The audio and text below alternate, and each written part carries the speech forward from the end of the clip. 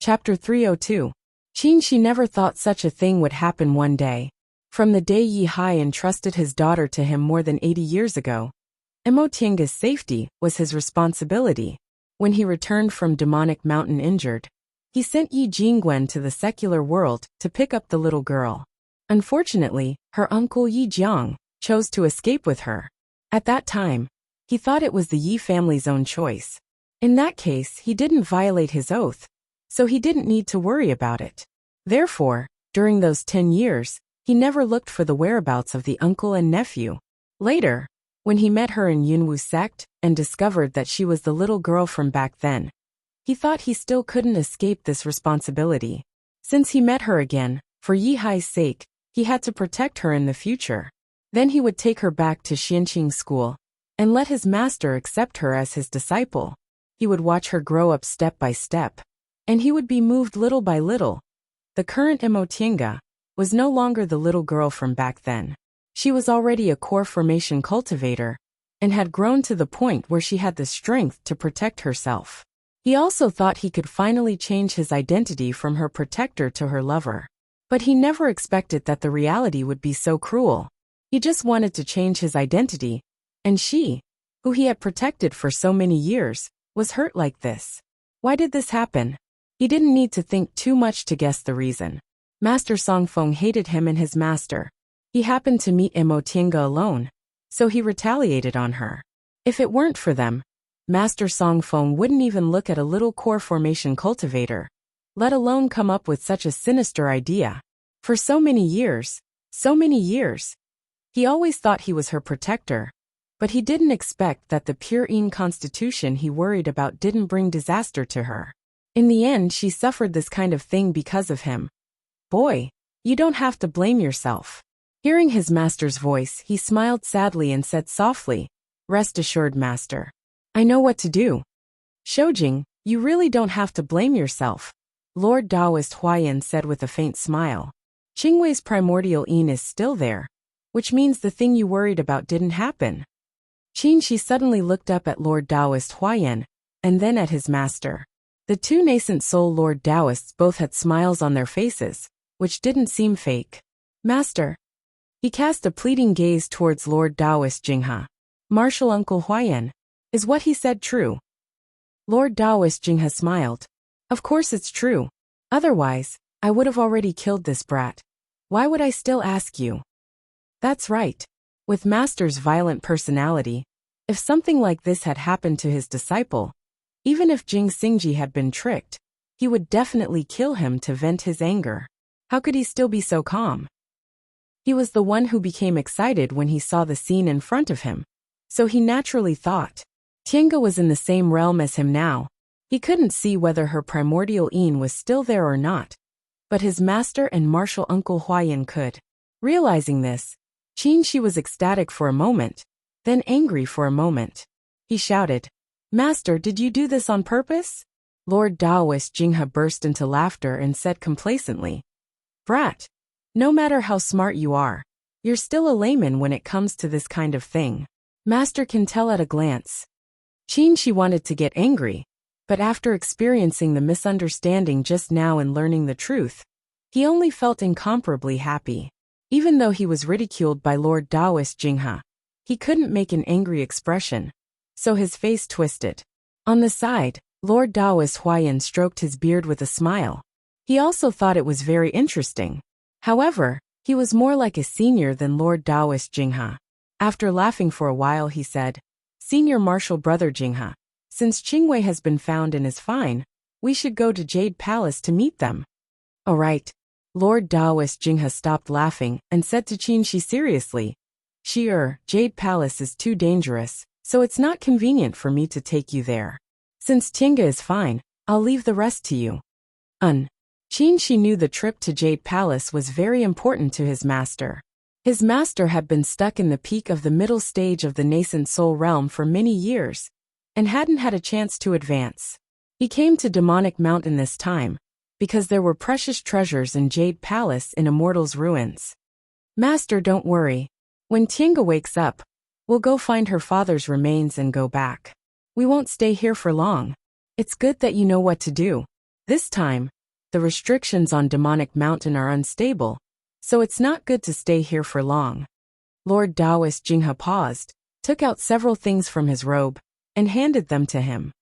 There's not much time, and Tiange hasn't woken up yet, so I won't take you out. I've marked the path just now. Just follow the compass, and you won't get lost again. Yes, master. Qin took these things and put them away without any nonsense. In addition to the compass, there were several magic weapons and talismans, all of which were his master's treasures. He just used his blood essence to protect himself. After thinking for a while, he asked again, Master, is Master Songfeng also going to Jade Palace? Lord Taoist Jinghe's face darkened. Most likely. What else can catch his eye except Jade Palace? He sneered. Humph. Tiange is fine, but this is definitely his plot. If I meet him again, I'll have to settle accounts with him. Senior Martial Brother Jinghe. Lord Taoist Huayan frowned worriedly. Master Songfeng is indeed powerful. I'm afraid the two of us are no match for him, right? What are you afraid of? Lord Taoist Jinghe said faintly. We're not the only ones who want to deal with him. There'll always be an opportunity. Lord Taoist Huayan was speechless. He thought for a while and nodded with a sigh. He had a grudge against Master Songfeng. Even if this didn't happen, he would still fight with him. What was there to be afraid of? Master, it's dangerous on Demonic Mountain. You and Martial Uncle Huayan should protect yourselves first. As for Master Songfeng, humph. Qin Shi's face was full of killing intent. After this trip, I'll advance to the nascent soul realm, and I'll deal with him sooner or later. Good. Lord Taoist Jinghe patted him on the shoulder and laughed. You're ambitious. You're indeed my disciple. Humph. I'm not as strong as him, but all my disciples are better than him. Qin Shi smiled. Master, you and Martial Uncle Huayan should go quickly. It'll be too late if you don't go now. Lord Taoist Jinghe rolled his eyes, glanced at Jing Xingji, who was seriously injured by him, and asked, What about this boy? What are you going to do? Qin Shi glanced at Jing Xingji, who vomited blood after being beaten by Lord Taoist Jinghe, and said faintly, There are some things I have to ask him. All right. Lord Taoist Jinghe knew he had an idea, so he didn't care anymore. In the end, he said, Go out as soon as possible. Don't stay too long. Qin Shi nodded and watched him and Lord Taoist Huayan take out their flying magic weapons and leave together. When the figures of the two nascent soul Lord Taoists disappeared, Qin Shi looked at the scene in front of him and couldn't help but feel angry. Although it didn't really happen, the scene in front of him showed that Jing Xingji definitely took advantage of Tiange. Thinking of this, he couldn't help but want to hit Jing Xingji. But Jing Xingji had some friendship with him, and he needed an explanation from him. So he could only endure it for now. He looked down at Tiange. She was still unconscious. He felt her pulse and checked her condition. Indeed, as Master said, she wasn't injured. It was probably because of the drug that she hadn't woken up yet. He thought for a moment, picked up Tiange's clothes and put them on her. Only now did he understand Lord Taoist Jinghe's meaning. Tiange's outer clothes weren't there, but her underwear was still intact. Obviously, she wasn't violated. Sure enough, Master had sharp eyes and found the key point at a glance. As for Qin Shi, he lost his sense of propriety as soon as he saw the scene in front of him. But this was too strange. If Master Songfeng was determined to make Tiange lose her chastity, why did he leave her and Jing Xingji here? There were heavenly aromatic grasses everywhere. If the two of them were really affected, why did the two of them pass out here in the end? Did an accident happen? Or were they stopped by others? Of course, it was also possible that everything was wrong. After all, Master Songfeng's involvement was just their guess. Just as he thought up to this point, he heard a groan. He looked up and saw Jing Xingji moving his hands and feet. He woke up. Jing Xingji felt his head hurt, and his chest hurt even more. He knew he was injured, but he didn't know what happened. He closed his eyes and gasped for breath for a while. When he felt his breathing was a bit smoother, he opened his eyes with difficulty. The moment he opened his eyes, he was startled. Qin Shi was sitting not far away, holding Imo Tiange, and staring at him coldly with cold eyes. Although Qin Shi had never been friendly to him, his gaze carried a hint of anger. Then he realized something was wrong with his body. So he lowered his head and scared himself again. He was actually half naked. This. Jing Xingji opened his mouth and found his voice was extremely hoarse. He gulped then asked, "What happened?" Qin Shi sneered. "Don't you remember?" His tone made Jing Xingji frown. He looked at his half-naked appearance, then looked at Qin Shi's posture of protecting Mo Tiange. Suddenly, some memories flashed in his mind, and he was greatly shocked. Seeing that Jing Xingji seemed to remember something, the anger in Qin Shi's heart intensified. He stared at Jing Xingji coldly, but didn't say a word. Under his gaze, Jing Xingji wanted to defend himself, but he felt he had nothing to say. He had no choice. Things had already happened, and he already knew what this junior martial sister meant to Qin Shojing. What was the point of saying this? After a long time he said, "If you want to kill me, I have nothing to say. So, you also think you deserve to die?"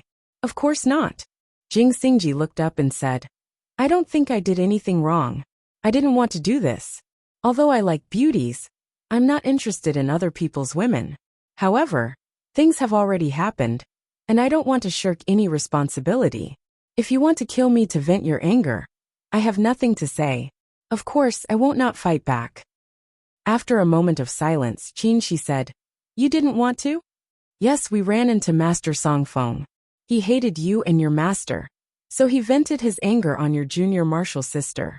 He brought us here and fed us heavenly aromatic beans, so..." What Jing Xingji said was consistent with their guesses. However, from what he said, it seemed that he didn't know what happened in the end. What was going on? Qin Shi was confused. Chapter 303. After a long silence. "What do you remember?" Qin Shi's question startled Jing Xingji. Remember what?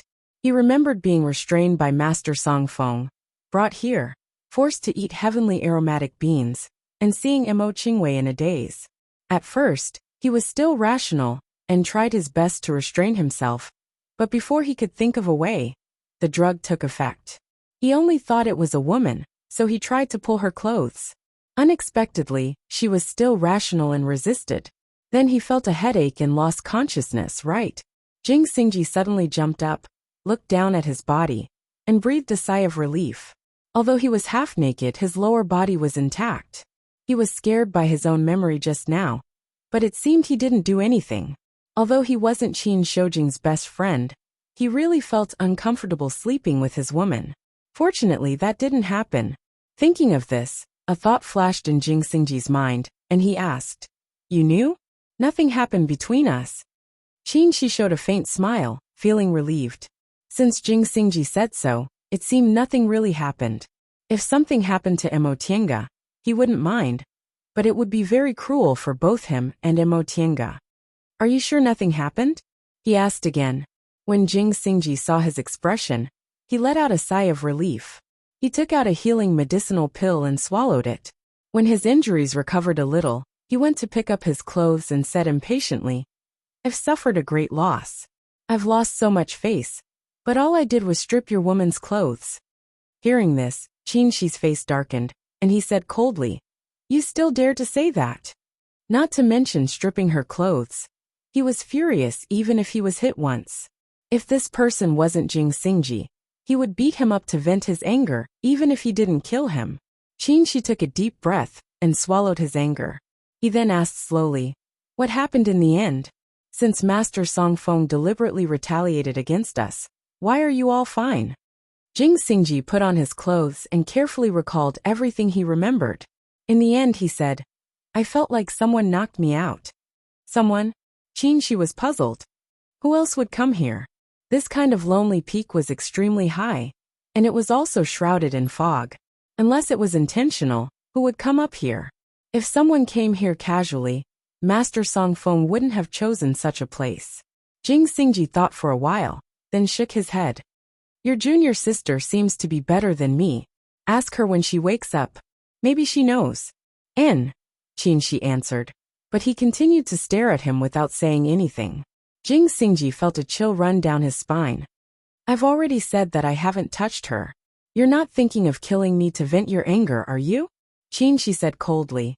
"You didn't touch her. But you were the one who took off her clothes, right? You can't blame me for this. Jing Xingji said confidently. Don't tell me you're going to argue about this too? I didn't even get to kiss her. Jing Xingji's words made Qin Shi feel a bit better. He looked at Mo Tiange in his arms, paused for a while, then said, I don't want to kill you to vent my anger, but I also don't want her to see you again. You should leave first. Jing Xingji sighed and said, I know you've already shown mercy to me, and I'm not an ungrateful person. Since that's the case, let's meet again. He no longer nagged. He stood up, picked up his things, rode his flying sword and flew away. Fortunately, Master Song Feng probably didn't care about the two core formation cultivators things, so he didn't pick up their Qianquan bags. Otherwise, it would really be a big loss. The two of them weren't ordinary core formation cultivators, and the treasures they had on them couldn't be compared to ordinary core formation cultivators. Jing Xingji walked far away, and Qin Shi withdrew his gaze. The matter was temporarily resolved, but it was far from over. Even if this kind of thing didn't happen in the end, it would still hurt Mo Tiange. Now he only hoped that Mo Tiange's state of mind wasn't affected. In addition, Master Song Feng's move was really sinister. If it really happened, even if he caught Mo Tiange and killed her, it still wouldn't be as disgusting as this move. Master always said this person was the #1 cultivator in the celestial pole. But in fact, he was neither human nor ghost. He was psychopathic, and wasn't a normal person since a long time ago. Sure enough, he was right. After an unknown amount of time, Mo Tiange woke up from the darkness. After regaining consciousness, the first thing she felt was a headache, a splitting headache. You're awake. A gentle voice came into her ears. It was Qin Shi, senior martial brother. She called out and reached out her hand. Just as she was about to say something, some scenes suddenly flashed in her mind. Her eyes widened and she jumped up in fright. When she opened her eyes, the person she saw was indeed Qin Shi. Seeing her panicked look, Qin Shi comforted her with gentle words. Don't be afraid. It's okay now. You're safe now. His gentleness calmed Mo Tiange down a little, but when she recalled what happened before she fainted, she couldn't stay calm. She grabbed Qin Shi's clothes, raised her head and asked in panic, Senior martial brother, did I? No. Qin Shi knew what she wanted to ask, so he hugged her without hesitation. Nothing happened. Don't be afraid. I'm here. You'll be fine. No. Mo Tiange shook her head in despair. You don't know what happened. Master Song Feng Jing Xingji. She was almost incoherent. I know. Qin Shi hugged her tightly and comforted her. I know what you're saying. Don't be afraid. It's really okay. You're fine. Nothing happened. Feel it, isn't it? Such comforting and hugging comforted Mo Tiange. She listened to him, and felt that her clothes were intact, and there was nothing wrong with her body. Then she slowly calmed down and muttered to herself, No, nothing happened. Nothing. Yes, nothing. Nothing happened. Qin Shi patted her back and repeated softly. Mo Tiange's mood gradually eased from his gentle voice. She leaned on his shoulder and tried to calm down. After a long time, she finally felt that everything was true. Nothing terrible really happened to her. She finally returned to normal and asked, Senior martial brother, how did you find this place? I thought you and Master couldn't find me. When she was brought here by Master Song Feng, and fed with heavenly aromatic beans, her heart was full of despair. She fervently hoped that Master and him would come to save her. But even when she lost her mind, they still didn't come. Feeling her trembling, Qin Shi hugged her tighter and hated Master Song Feng even more in his heart. Mo Tiange had always been very courageous, but this time, she was so scared. It could be imagined how frightened and desperate she was at that time. It was Master who thought of a way. He didn't mention that he used his blood essence and only said, We found this place. Fortunately, you're fine. Did you guys save me in time? No. When we arrived, you and Jing Xingji were already unconscious. Seeing that her mood had returned to normal, Qin Shi told her in detail what he saw when he arrived. He especially explained that only her outer clothes were torn, but her undergarments were intact, and there was a distance between her and Jing Xingji's. Mo Tiange listened to him one by one, lost in thought. When Qin Shi finished, she asked, Did you see anyone else besides us? No. This question puzzled Qin Shi. He said, Jing Xingji said someone seemed to have knocked him out. Do you still remember? Emotinga slowly recalled. At that time, Nie Wushang showed mercy to her. She didn't actually swallow those heavenly aromatic beans, but some juice flowed into her body, so she was affected. After feeding them heavenly aromatic beans, Master Song Feng laughed and walked away. She wanted to save them by herself, but she finally spat out all the heavenly aromatic beans in her mouth. She didn't know what Master Song Feng did to her body, but her cultivation level was restricted, and her mind was also affected. She was in a daze and couldn't use her strength. Then Jing Xingji pounced on her and tore her clothes. She resisted desperately, but when she thought she couldn't escape, her strength suddenly disappeared. She couldn't hold on anymore and passed out. Right. She suddenly remembered that before she passed out, she seemed to have heard a sigh. That voice was a bit familiar. She grabbed Qin Shi's clothes and said, It's Nie Wushang. She saved me. Nie Wushang? Who was she? Nie Wushang is Master Song Feng's disciple. We met her before, and she was also the one who led Master Song Feng here. Thinking of Nie Wushang, Mo Tiange didn't know whether she should hate her or be grateful. Master Song Feng was led here by her.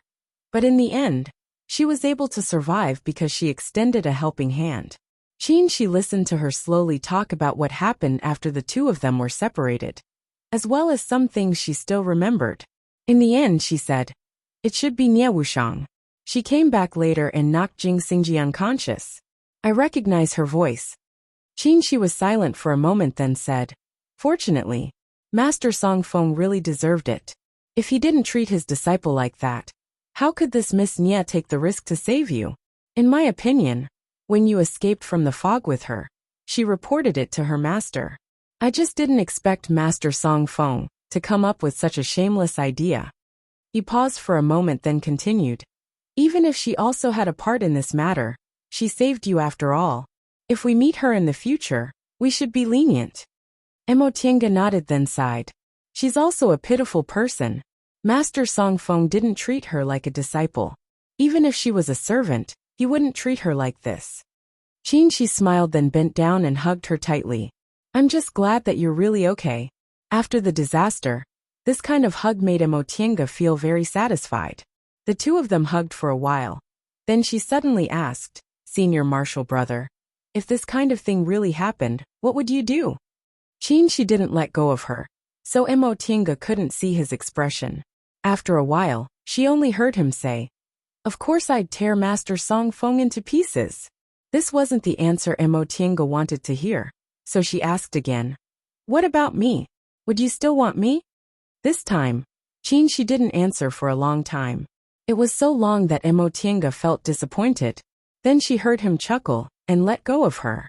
He looked her in the eyes and said with incomparable sincerity, No matter what you look like or what happened to you, you're Mo Tiange. I love you, so I absolutely won't abandon you. This was the first time he said he loved her. Although none of these things happened, although it was just a promise, Mo Tiange felt she was still willing to believe him, and believe he didn't lie. Chapter 304. The most dangerous place on Demonic Mountain was Immortal's Ruins, and the most mysterious place in Immortal's Ruins was Jade Palace. The two of them talked about their feelings after they parted. When Mo Tiange heard Lord Taoist Jinghe went to Jade Palace, she asked about it. Qin Shi said, Jade Palace is said to be the immortal residence where immortals rested during the Great War between immortals and demons. So the fallen immortals were buried nearby, forming Immortal's Ruins. There are many relics left by immortals in Jade Palace. Although most of them are damaged and some of them are too dense for cultivators like us to use, there are also some strange things. If you get them, it'll be a great fated chance. Mo Tiange knew a little about this, but it seemed a bit unusual this time. Aside from Jade Palace, there are also many treasures in other places on Demonic Mountain, right? Why did all the nascent soul cultivators go to Jade Palace this time? Qin Shi said with a smile. Naturally, they got some news that there are rare treasures in Jade Palace. At this point, a trace of doubt appeared in his eyes, and he said with uncertainty, Master told me that a treasure appeared in the Jade Palace last time. 4 nascent soul cultivators like them. It might be able to break through in one go. So this time, many nascent soul cultivators want to go to the Jade Palace to try their luck. It's actually such a treasure? Emotienga was very surprised. The higher one's cultivation level was, the fewer treasures that could advance one's cultivation level. So most nascent soul cultivators were stuck in the early stage of nascent soul. A few entered the middle stage of nascent soul, and very few entered the late stage of nascent soul.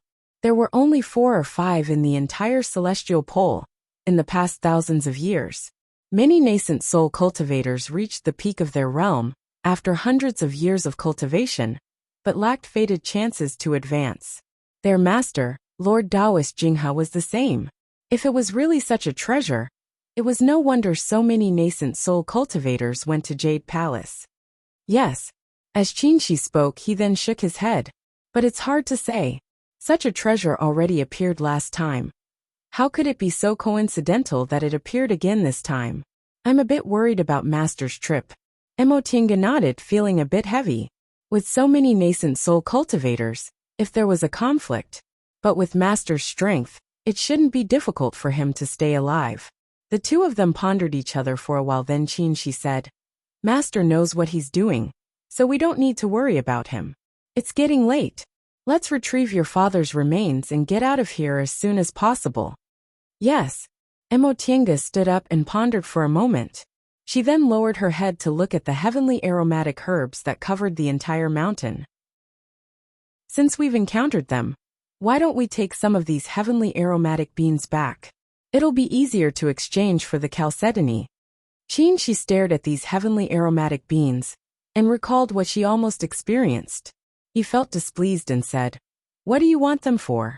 I've found the chalcedony. Ah, the two of them had only been apart for such a short period of time. And he already had a chalcedony? From inside his robe, Qinshi took out the Xian Fire Jade Essence. It was sparkling, translucent, and about the size of 2 palms. Where did you get such a good chalcedony? Emotienga was pleasantly surprised as she took the chalcedony. This kind of chalcedony was at least several thousand years old. Furthermore, it didn't have the slightest trace of impurities. It was definitely a high-quality chalcedony. More importantly, there was enough chalcedony. Even if he failed, he could refine it again. Qinshi smiled. The Luan and Feng duo from Biyun sect gave it to me. In the end, it was for Master's sake. Emotienga raised her head and smiled. Master's reputation is really valuable. Such a big chalcedony can't be bought outside. Qinshi also smiled. This is great. Your heaven and earth fan can finally be refined. The other materials had long been prepared. They also found the Qiyun stone, and now they also had the 1,000-year-old chalcedony. They could refine magic weapons after returning from Demonic Mountain. Emotienga put the chalcedony into her Qingquan bag. The two of them rested for a while, then summoned their flying magic weapons, planning to leave Lonely Peak. The two of them flew into the air. Qinshi stood on the flying cloud and looked down at the heavenly aromatic beans that covered the entire mountain. He frowned and raised his hand. Fire spiritual aura gathered in his palm, forming a fireball. With a wave of his hand, the fireball fell on the mountain peak and burst into flames. Upon seeing this, Emotienga shouted, You're burning all of them? These heavenly aromatic herbs have been rooted here for a longer time than the spiritual plants in her virtual sky world. Wouldn't it be a pity to burn them? Qinshi snorted. Keeping them is also a scourge. These things might be useful to others, but for him, they were really unpleasant memories. Emotienga thought about it and felt he was right. Without these heavenly aromatic herbs, she wouldn't have almost experienced such a terrible thing, so she didn't say anything. The fire grew bigger and bigger, engulfing the entire peak. Soon, all the heavenly aromatic herbs were burned, and the heavenly aromatic beans in the fire made crackling sounds.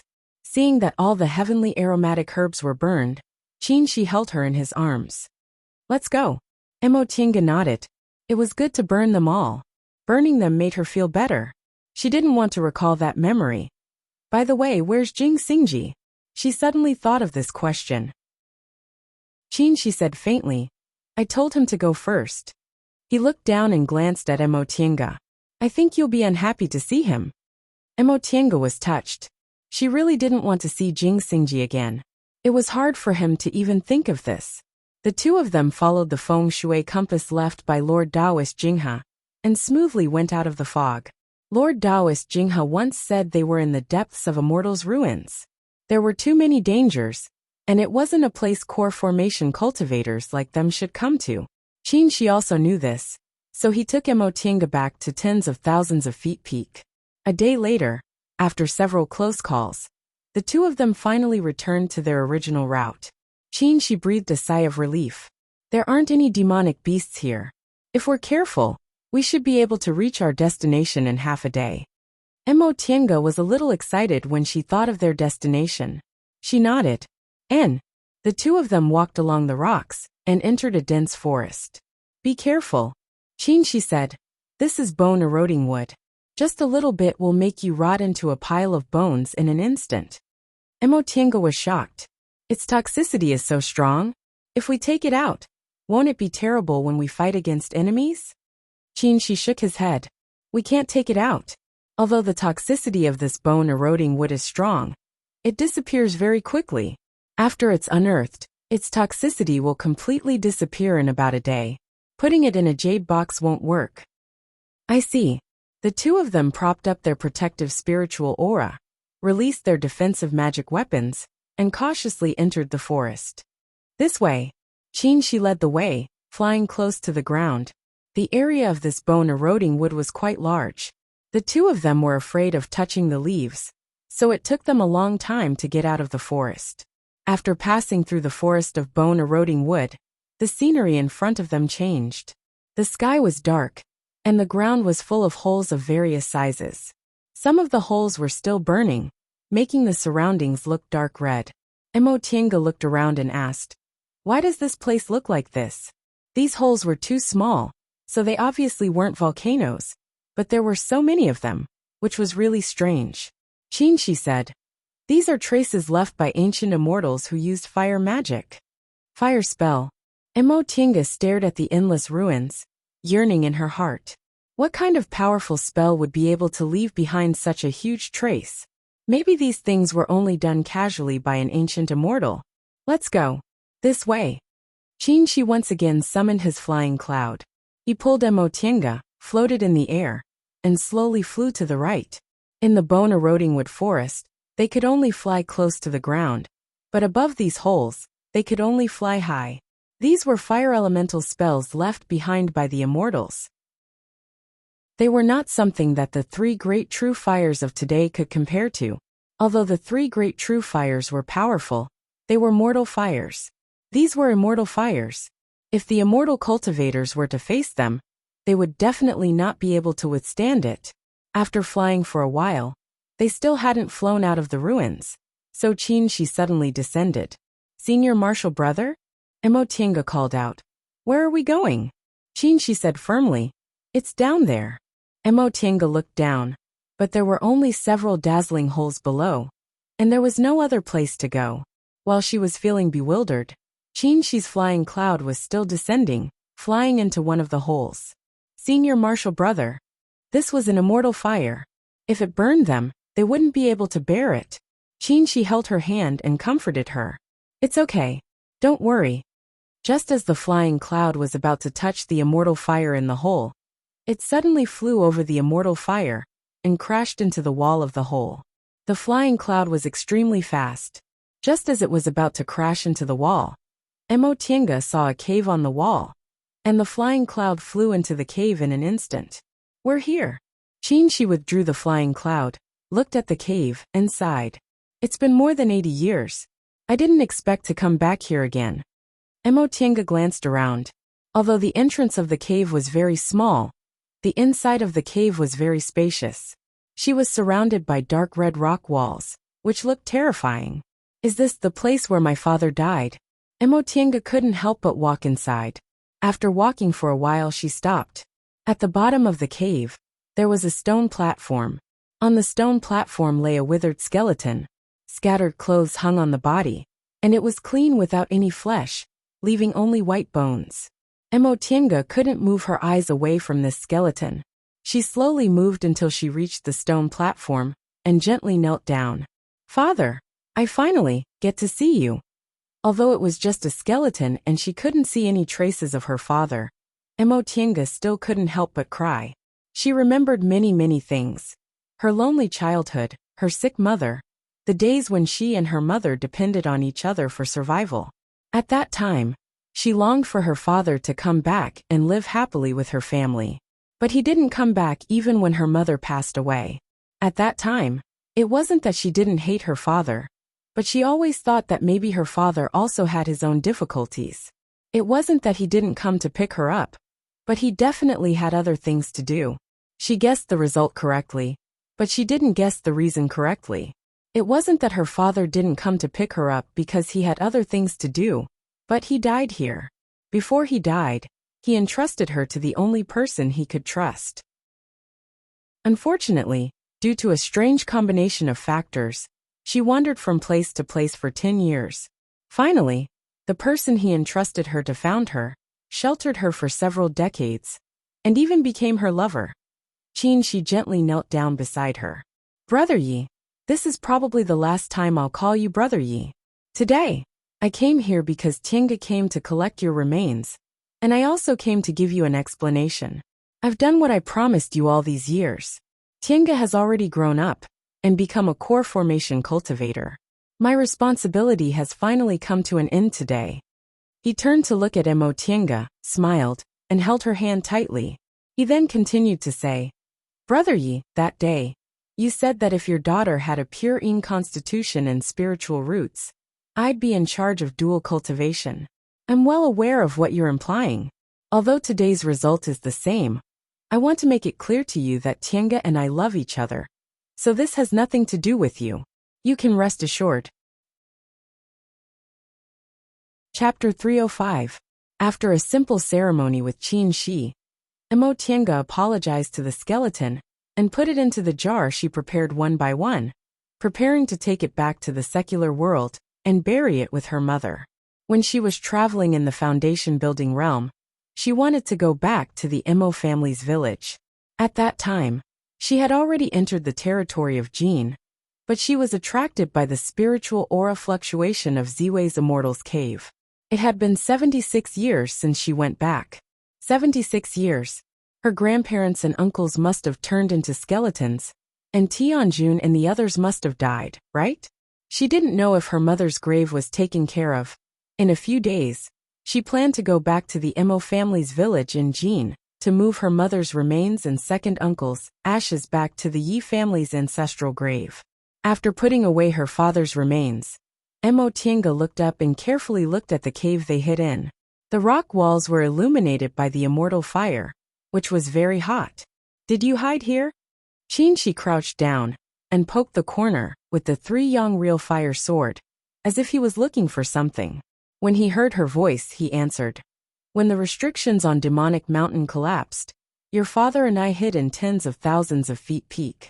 After things stabilized a bit, we found we couldn't get out, so we went to Immortal's ruins. The reason I came here is because I want to cultivate a secret technique. At that time, your father was seriously injured. If we left him alone, he wouldn't have lived for more than a few days. He saved me on the way, so I brought him here." "I see. This was indeed the best place to practice Yang spells. Fire was the most important element of Yang, especially since this place was full of immortal fire." After a while, Qin Shi breathed a sigh of relief and stood up. "I finally found it." Emotienga asked curiously, "What are you looking for?" Qin Shi walked back and spread his hands. "Here, it's this." Several pitch-black stones lay in his palm.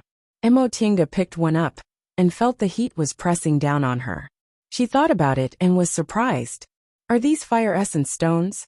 Qin Shi nodded with a smile. "Yes, they are." The so-called fire essence stone was a kind of ore produced in places with abundant real fire, and was commonly known as the essence of fire. In the beginning, the fire essence stone was red. As the real fire essence stone burned for a long time, the red became darker and darker until it finally turned black. These fire essence stones were pitch black in color. Clearly they were of the highest grade. This is what you want to get? Yes. Qin, she said. Back then, I found fire pit stones in this fire pit. I tried my best to take them out of the immortal fire, but the fire was still too strong. I couldn't take them away, so I hid them here. So, you wanted to come back then? There's nothing we can do about it. Back then, you left in such a hurry that you didn't even take your father's corpse with you. Naturally, you have to come back. When he mentioned this matter, Emotienga once again recalled what he said. Right, what did my father promise you back then? Why did you say that the matter of dual cultivation is up to you? Upon hearing this, Qin coughed and looked away. Upon noticing that his face was a bit red, Emotienga became even more curious. What? Is there something you can't say? There's no harm in telling you. Qin smiled and said slowly. No matter which cultivator you tell about a pure Yin constitution, they might be tempted. Your father thought of this, so he said this. This means that I can choose a dual cultivation partner for you, no matter who it is. You can also choose yourself? Your father indeed had this intention, but I didn't have this idea at that time. Believe me.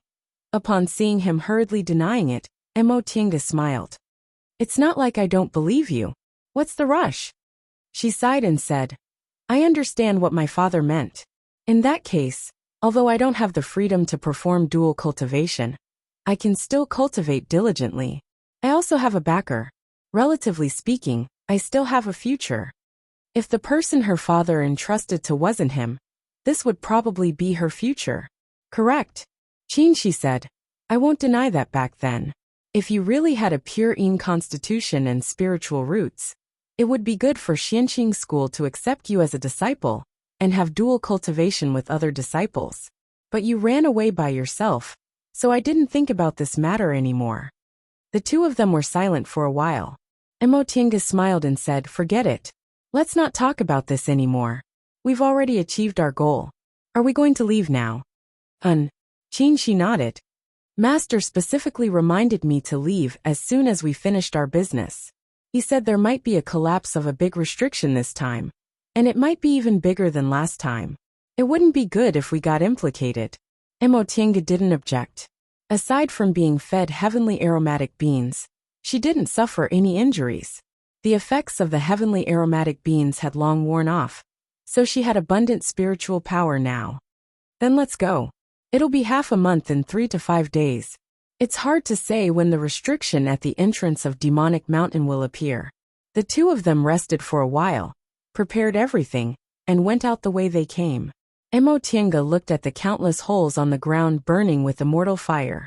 She suddenly thought of something and asked Qin. Even the ordinary stones here probably have the power of immortal fire sealed in them, right?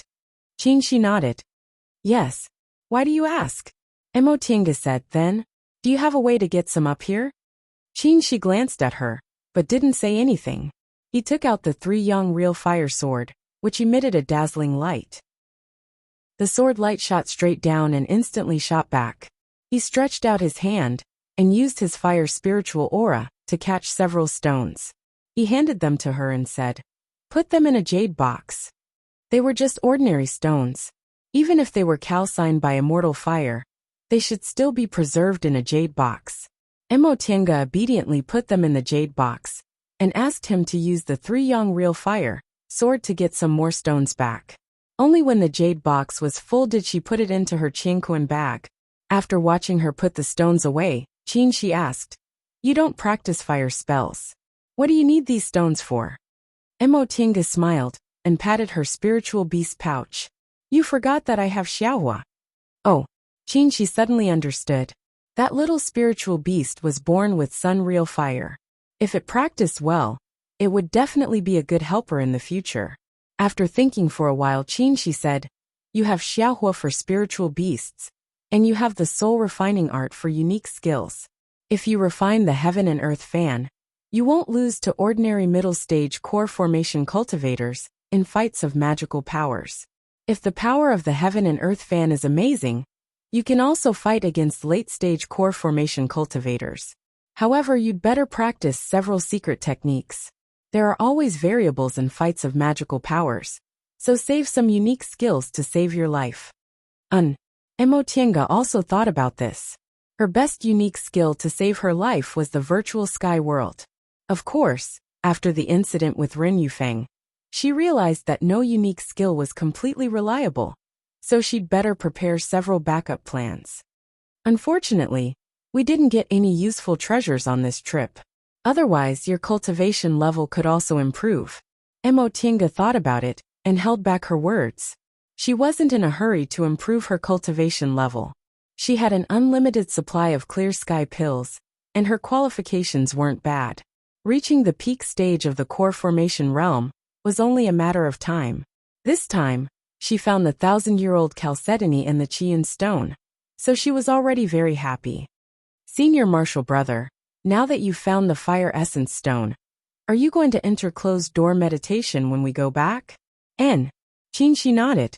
He keenly noticed that she was a bit depressed, so he asked, "What's wrong? Are you unhappy?" Emotienga was stunned for a while then sighed.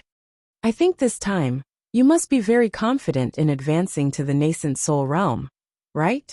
At that time, our cultivation levels will be one big realm apart. What's the matter?" Qinshi said with a smile. Which pair of dual cultivation partners doesn't have a cultivation level gap? Even among the Luan and Feng couple, Ding Luan's cultivation level is slightly higher than Feng Zhao's. But don't they still cultivate and live together? That's true. But Emotienga always felt that the cultivation level gap between them was a bit too big. It wasn't that there weren't nascent soul cultivators and core formation cultivators who became partners, but relatively speaking, the proportion of female cultivators among nascent soul cultivators was very small. Many male cultivators married core formation female cultivators, but their dual cultivation relationships were mostly subordinate. Of course, she wasn't worried about Qinshi. How could she not trust him now? However, this couldn't go on. Cultivators in the same realm should communicate more and help each other, so their relationship would be more stable. Qinshi thought for a while then said, "What I said last time. We'll practice the same cultivation technique. Have you thought about it?" "About that. It's a good method. You were very confident last time. So did you prepare for it?" Qinshi smiled. "Of course." Emotienga was curious. "You know our physiques are special, and the cultivation technique we practice is also special. Does the dual cultivation technique you mentioned also have this miraculous effect?" Qinshi smiled but didn't answer. He was anxious because of her urging, so he just said, "You'll know later." The two of them talked all the way back along the path they came from. After half a day, they finally returned to tens of thousands of feet peak. They spent another day going down from tens of thousands of feet peak. Once they were out of the range of tens of thousands of feet peak, both of them heaved sighs of relief. There were many dangers in Immortal's ruins, so it was much safer down there. But after a while Emotienga was surprised. What are they doing? This was the third time she saw a group of people fighting each other. They fought irrationally and flesh and blood flew everywhere. The scene was so tragic that she couldn't bear to see it. Qinshi frowned and said, "The restrictions on Demonic Mountain only disappear for about a month, and it's already been more than half a month. Presumably, these people have already found all the treasures they can find inside, and those who can't can only target other people." Emotienga also heard a lot of these things. But this time, the people fighting each other had extremely high cultivation levels. Most of them were in the core formation realm, and there were very few in the foundation building realm. She thought about Jade Palace again. So many nascent soul cultivators went there for the same unique treasure, so a fierce battle was inevitable. This time, even if the restrictions on Demonic Mountain didn't collapse, many people would have died. The two of them had achieved their purpose of entering Demonic Mountain, so they didn't want to get involved in these things. Whenever they encountered a fight, they avoided it. But they were lucky. They often encountered fights where both sides were injured or even killed, so they took a lot of Qingquan bags along the way. These Qingquan bags alone were already a great fortune. After picking up another batch of Qingquan bags, Emotienga smiled until her eyes narrowed. "It's really interesting. They fight to death, but we're better off picking up ready-made treasures." Qinshi also smiled and said shamelessly, If everyone was as smart as us, of course we wouldn't be able to pick up any treasures. Put them all away. Maybe there are some treasures inside. Emotinga didn't stand on ceremony and put all the Chinquan bags into her bosom. There were so many of them. They might even be richer than her own net worth. Just as they were counting, they suddenly heard a muffled thunder in the sky. She looked up and saw that in the sky, where spiritual aura and devil aura intertwined, the wind and clouds surged and violently collided. The spiritual aura and devil aura in Demonic Mountain instantly became chaotic. Not good. The restrictions collapsed. Chapter 306. It wasn't his first time experiencing the collapse of restrictions, so she was very calm. He unfolded the 3-young real fire sword, spread the sword formation, and flew forward while pulling Emotinga. The flying cloud reached its maximum speed, flying towards the exit of Demonic Mountain. Along the way, countless cultivators flew towards the exit in unison. This was the time to escape, so everyone used their trump cards. No one dared to hold anything back. Even so, some cultivators who couldn't escape in time were sucked into the collapsing restrictions and instantly turned into black ashes. Emotinga saw with her own eyes that Taoist Kumu and Tong Tianyin, who came with them, were also sucked into the restrictions and died instantly. Not long after they entered Demonic Mountain, they were separated from those 2 people. Later, they learned from Jing Xingji that those 2 people indeed harbored evil intentions. They left Madame Feng in the lurch and watched as Lei Dongqing perished, but the 2 of them relied on that 10,000-year-old spiritual plant to hook up with the nascent soul cultivator and enter Immortal's ruins. Now that the 2 of them appeared here, they probably didn't get any benefits, even if they helped the nascent soul cultivators. Shi and Qin Shi, who had nascent soul masters, didn't think about going in with Lord Taoist Jinghe. Did they really think those nascent soul cultivators would protect them for a 10,000-year-old spiritual herb? Maybe they knew, but their lifespans were about to run out, so they didn't care. The restrictions collapsed faster and faster, and the rumbling sounds were endless. Countless cultivators rushed towards the exit. Qin was calm at first, but he became anxious later on. Such a big movement was even more terrible than the 180 years ago. Master was right. This time was more dangerous than last time. But no matter how fast they ran, they couldn't outrun the collapsing restrictions. Soon, the cultivators not far behind them were also sucked in, and their screams were endless. No, Emotinga shouted. We can't escape like this. How could Qin not know that? But where could they find a safe place at this time? Last time, when the restrictions on Demonic Mountain collapsed, he and Yihai were lucky to hide in the cave on tens of thousands of feet peak. Otherwise, they definitely couldn't escape. At this time, he couldn't afford to hold back anymore.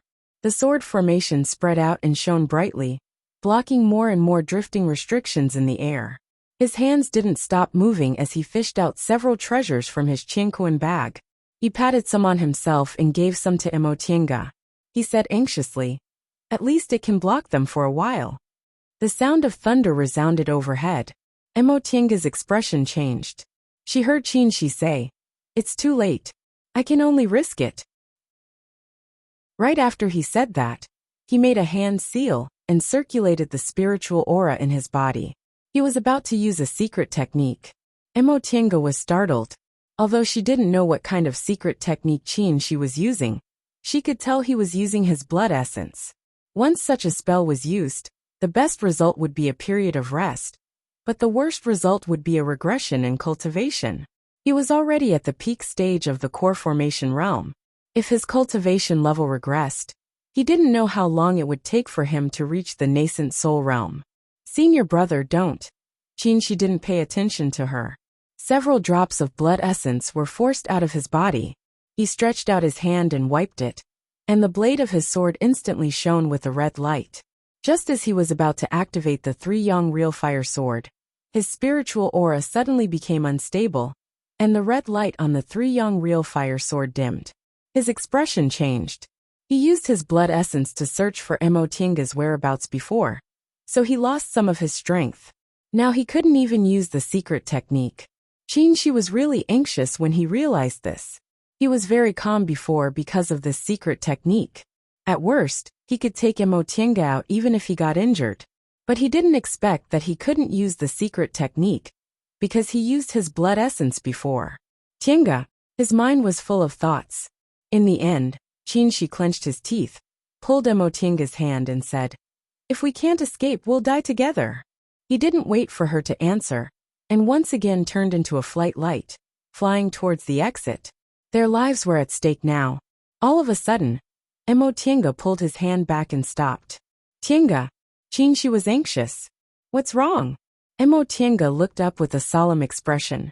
Black clouds surged and covered the whole sky. Obviously, the initial instability of the restrictions triggered the collapse of a large area of the restrictions in the sky. If this continued, it would only take a while for the restrictions to collapse here. Although Qinshi's flying cloud was extremely fast, it was really hard to say whether he could escape or not. Qinshi was anxious. "If we don't leave now, it'll be too late." Emotienga didn't say anything. She held his waist, gathered spiritual aura on her fingertips, and touched the space between her eyebrows. A huge round bead loomed between her eyebrows, emitting a hazy white light. Qinshi's eyes widened. The sound of wind and thunder in the sky became more intense. The speed at which the restrictions collapsed was faster than they expected. People were constantly being sucked in. They didn't even have time to scream before they disappeared without a trace. Emotienga silently recited an incantation and cast the incantation on the bead. The white light suddenly exploded, engulfing the two of them. When the white light disappeared, Qinshi was stunned. Bamboo house, bamboo forest, a gentle breeze, a flowing brook, and the smell of medicine lingering around the tip of his nose. It was a somewhat familiar but completely different scene. After entering the virtual sky world, Emotienga breathed a sigh of relief. Feifei wagged its tail, threw itself into her arms and squeaked. She smiled and hugged Feifei affectionately.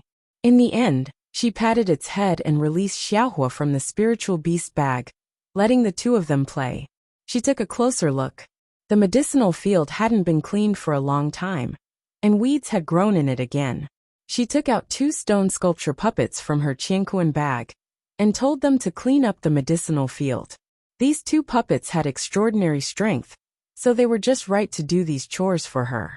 When she was done, she looked up and saw that Qinshi had finally come back to his senses. There was shock in his eyes, but also understanding. When his eyes met hers, he sighed and said, "I finally understand. Turns out this is your biggest secret."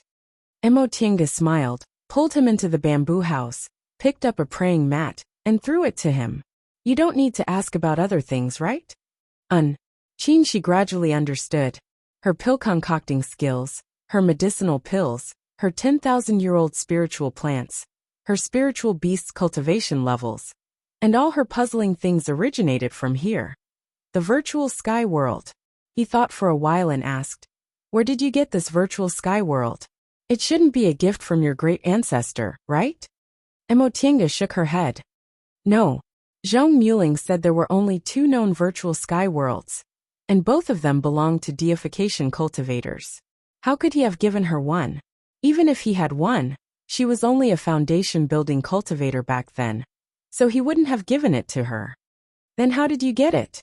Emotienga thought for a while then said, "It can be considered a fated chance. When I got it, I didn't know what it was. Later, when I entered my great ancestor's virtual sky world, I realized it was this thing." At that time, Qinshi nodded in understanding. "No wonder your cultivation level rose so fast from then on. It turned out it wasn't only because you obtained the art of the origin, but also because you obtained such a heaven-defying treasure." Emotienga smiled when she saw that his tone was full of emotion, but there was no greed in his eyes. Letting him know such a big secret was originally a gamble. Fortunately, he hadn't betrayed her trust so far. Aren't you going to ask why I didn't tell you?" Qinshi smiled when he heard this question. He reached out to touch her face and said, "Do you need to ask? Even if it was me, I wouldn't tell such a big secret to others. An ordinary man is innocent, but treasuring a jade ring becomes a crime. This is especially true in the cultivation world. It's best that you know how to protect yourself." Emotienga looked up at him and asked. So if I never told you, you wouldn't blame me? Qingxi shook his head. Why would I blame you?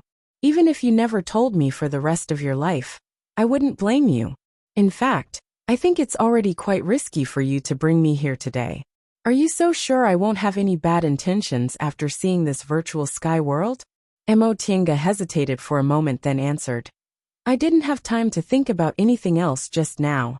I just thought we couldn't die there. Besides, this virtual sky world has already recognized me as its master. You can't hurt me here. If I were really scheming, I wouldn't have hurt you here, Qingxi said. Qingxi said, if nothing happens to me here after I learn your secret, but I imprison you and interrogate you after we go out, what would you do? His tone was harsh and even accusatory. Emotienga was stunned and asked, isn't it good for me to trust you? Qingxi sighed and said, I know you trust me, but it's hard to judge a person's heart. Trust sometimes comes with a price, and the price you have to pay is too high. If you're not careful, you'll be crushed to pieces. Seeing that Emotienga lowered her head after being scolded, Qingxi smiled again. Of course I can be an exception, but there can't be a next time, understand? Emotienga smiled. Of course there won't be a next time. If it weren't for you, I wouldn't have brought you here. She had thought about this question many times. If it weren't for today's life-threatening situation, she wouldn't have brought Qingxi here. In fact, after bringing him here, she was also nervous. But Qingxi's reaction just now made her feel that her trust was worth it. Thinking of today's dangerous situation, she asked worriedly, Master is still in Immortal's ruins. Will he be in danger? This question made Qingxi silent for a while. How could he not be worried? But now that the great restriction on Demonic Mountain had collapsed, they couldn't go out. Master won't die so easily, he said. Let's take care of ourselves first. After a few days, when the restriction is stable, we'll look for Master's whereabouts. Emotienga also didn't have any good ideas, so she could only do this. Feeling the heavy atmosphere between them, she smiled and said, Since we're here, I'll take you to see the medicinal field. My pill concocting skills aren't as good as yours, so you might be able to give me some advice on how to deal with these spiritual plants. As she spoke, she pulled him to the medicinal field and told him about some things in the virtual sky world. Qingxi looked at the densely packed medicinal plants in the medicinal field and was shocked for a long time. He then sighed and said, These medicinal plants are enough for a big cultivation group to use for hundreds of years.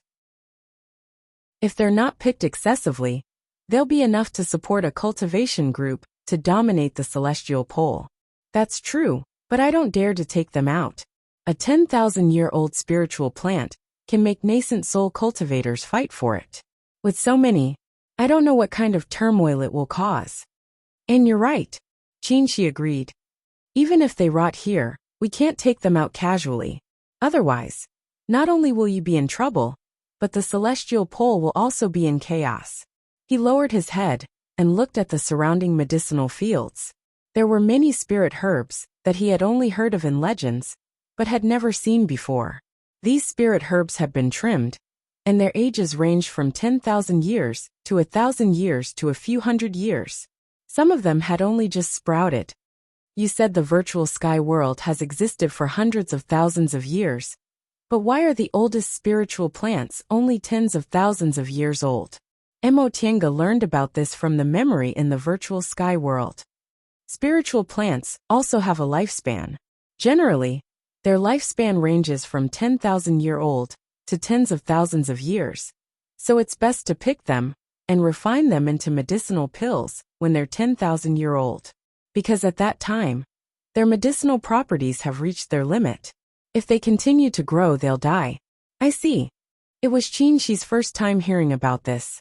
In the current cultivation world, 10,000-year-old spiritual plants rarely appeared, so no one really knew about this. Standing in the middle of the medicinal field, Emotienga looked at the many spiritual plants that had reached 10,000 years old. She then looked at the two busy stone sculpture puppets and said with a smile, Since we can't go out, help me tidy up the medicinal field. Chapter 307. After the big restriction on Demonic Mountain collapsed, Many smaller restrictions followed suit. Almost half of Demonic Mountain was involved. Emotinga and Qinshi were lucky. They entered the virtual sky world in time and weren't affected. The others, however, weren't so lucky. Very few of them managed to escape Demonic Mountain in time. Even many nascent soul cultivators perished inside. This trip to Demonic Mountain was even more tragic than the one over 80 years ago. The casualties of high-level cultivators were disastrous, even more serious than the demonic beast riot last time. The celestial pole was in an uproar. Of course, the two of them didn't know about these things yet. While hiding in the virtual sky world, Emotinga occasionally opened it to look at the situation outside. She found that the chain reaction caused by the collapse of the restriction hadn't stopped. The sky fell, the earth cracked, lightning flashed, and the whole Demonic Mountain shook. Since they couldn't go out, the two of them had to put aside the things outside for the time being and live their own lives in the virtual sky world. First of all, Qinshi lost some strength because he used his blood essence. Fortunately, the concentration of spiritual aura in the virtual sky world was extremely high, so it was faster to heal here than outside. But the strange thing was that Qinshi said the spiritual aura here had to be transformed by the art of 3 primordial cycles before he could quickly absorb it into his dantian. Otherwise, his cultivation speed wouldn't be much faster than outside. The two of them pondered this situation for a long time and finally guessed that the world had changed. Cultivation techniques had also evolved, and the virtual sky world still maintained the concentration of spiritual aura from the distant past era, which was why this situation occurred. Emotinga wasn't affected because she practiced cultivation techniques from the distant past era. As for Qinshi, his art of 3 primordial cycles originated from the distant past era. But Emotinga also thought that his pure yang technique came from Yuan Bao, who lived in Zhong Muling's virtual sky world all year round. So why couldn't he? After asking Qinshi, he also couldn't understand. Perhaps Yuan Bao thought he wouldn't enter the virtual sky world again, so he didn't tell him some trick? The two of them couldn't understand this problem with their cultivation levels, so they simply left it behind. In any case, it wasn't like they couldn't cultivate here. Secondly, since they couldn't leave the virtual sky world, Emotinga had nothing to do, so she simply tidied up the medicinal fields with Qinshi. She had picked many 10,000-year-old spiritual plants, but hadn't refined them into medicinal pills yet. There were still many spiritual plants growing in the medicinal fields. She instructed the 2 puppets to pick them one by one and reorganize the medicinal fields. These spirit grasses were refined into pills by them. Qinshi's pill concocting skills were also extremely high. With the two of them working together, their pill concocting speed became much faster. A year later, the medicinal fields were finally tidied up. At this time, Qinshi's injuries were almost healed, so Emotinga began to consider refining her natal magic weapon. Before this, she originally planned to ask the group's tools refiners to refine tools for her. But she didn't know how long she'd have to stay in the virtual sky world, so she could only rely on herself for everything. Thus she began to learn tool refining again. However, her talent in tool refining really wasn't very good. There were spiritual plants everywhere in the virtual sky world, but there weren't many materials needed for tool refining. In the end, it was Qinshi who couldn't bear to see her like this, so he personally refined for her. Qinshi's talent in miscellaneous studies was higher than hers. Whether it was pill concocting, tool refining, or even talisman crafting, he had a considerable level of skill. However, he did not dare to be careless when it came to refining a natal magic treasure, so he spent a lot of time practicing again. The two of them slowly cultivated while learning how to refine weapons. Just like that, years passed by. In the beginning, Emotinga often went to see what was going on outside the virtual sky world, but the collapse of Demonic Mountain this time lasted for a long time. In the end, she only went to see it after a long time. When she opened the virtual sky world again, and saw that it was still dark outside, Emotinga sighed. This was already the 5th year, but the restrictions were still unstable. She really didn't know when they could go out. Before the restrictions collapsed, Master went to Jade Palace. She didn't know whether he escaped or not, Junji had been missing for several years at that time. Could he go back now? Don't think about it. When the time comes, you'll naturally be able to go out. Qinxi's voice came from behind her. Emotienga waved her sleeves, erased the scene outside, then turned around. Why did you come out? They failed to refine the heaven and earth fan once, so he shut himself in his room for many days. He said he couldn't fail again, and had to carefully figure out the characteristics of the materials. Qinxi smiled. I finished my research, so I came out.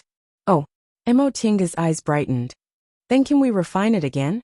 Qinxi thought for a moment and said, it should be possible. How's your cultivation these days? Very smooth. Emotienga reached out her hand. Take a look. Qinxi put his hand on her pulse and separated a wisp of spiritual aura to test her pulse. After a while, he withdrew his spiritual aura and said with a smile, your cultivation here is indeed twice the result with half the effort. With clear sky pills and the virtual sky world, her cultivation speed was simply fast compared to ordinary cultivators. Even if she encountered a bottleneck, she didn't need to worry too much with the experienced Qinxi guiding her. What about you? When will you form your nascent soul? The two of them were trapped here and didn't know when they could go out. Qinxi's cultivation level had reached the peak, and his mentality had also adjusted. It could be said that forming his nascent soul was already a matter of course. This question made Qinxi ponder for a long time. In the end, he said, when I form my nascent soul, I'll definitely use the art of 3 primordial cycles as the main method, so forming my nascent soul here won't affect me. But there's no need to worry. Let's refine your natal magic weapon first. Emotienga said with a smile.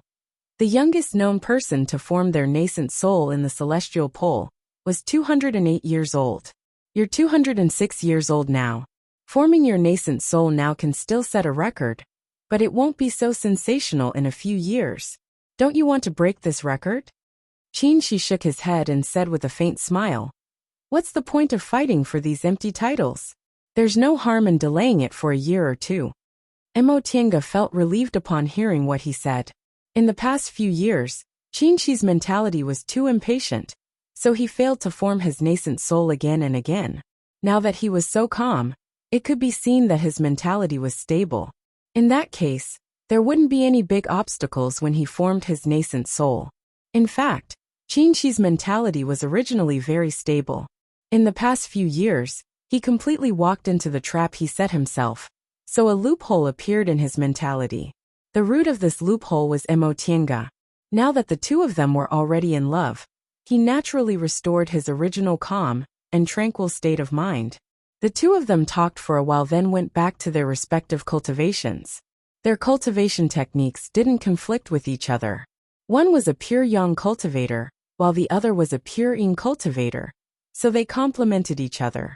Therefore, they didn't need to use 2 separate cultivation rooms, and could directly cultivate together in Emotienga's original cultivation room.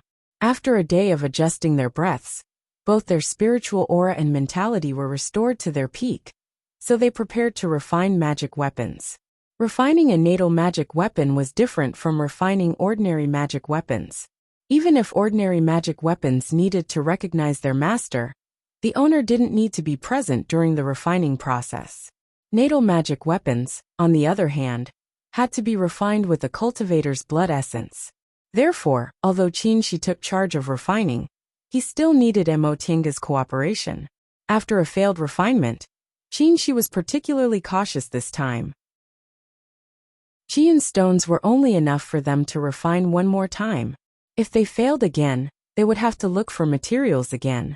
However, Qian stones were extremely difficult to find, so it might take them several decades to find them. Qinxi used his extreme yang real fire to refine the weapons. Sunstone or Xiaohua's extreme yang real fire were both good, but Qinxi's extreme yang real fire was a bit stronger. He also had countless restorative panaceas to eat, so he chose to use extreme yang real fire. Once everything was ready, the two of them closed themselves in the refining room, laid a barrier to prevent the 2 spiritual beasts from disturbing them, and started refining. This refining process took more than a month. This wasn't a long time for a natal magic weapon.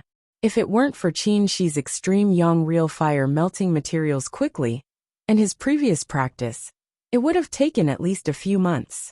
After more than a month, the two of them stepped out of the refining room. The heaven and earth fan was completed.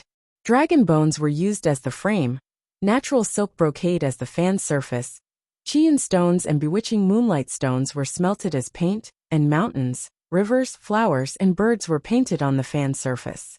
Finally, it was wrapped in thousand-year-old chalcedony and refined carefully. The hardness of dragon bones and the toughness of thousand-year-old chalcedony were combined into one. After the heaven and earth fan was successfully refined, it could basically be said to be the toughest magic weapon. Even Qin Shi's three-yang real fire sword couldn't completely destroy it. In the beginning, the two of them had a dispute about the shape of the magic weapon. Qin Shi naturally thought it should be a round fan, while Tiange insisted on a folding fan. It was fine if she liked to wear palace clothes, but she usually wore Xianqing School's Taoist robes, and only had 1 or 2 hairpins in her hair. How would she look holding a round fan? It wasn't as good as a folding fan. It was suitable for both men and women, and if she occasionally wanted to dress up as a man, she could also pretend to be a scholar or something. Qin Shi couldn't argue with her, so he had to comply. When the heaven and earth fan was finished, Tiange couldn't take her eyes off it. The landscape made of Qian stones and bewitching moonlight stones was so exquisite that it couldn't be distinguished from the real one. The flowers, birds, fish, and insects were vivid, not to mention its real effect. The fan itself was already extremely beautiful. When the two of them came out of the refining room, Qin Shi watched Tiange admiring the heaven and earth fan and teased her. "I said you didn't look like a woman, but it turns out you also like beautiful things." Tiange played with the heaven and earth fan in her hand and said, "Who doesn't like beautiful things? It's just that I'm rarely addicted to them."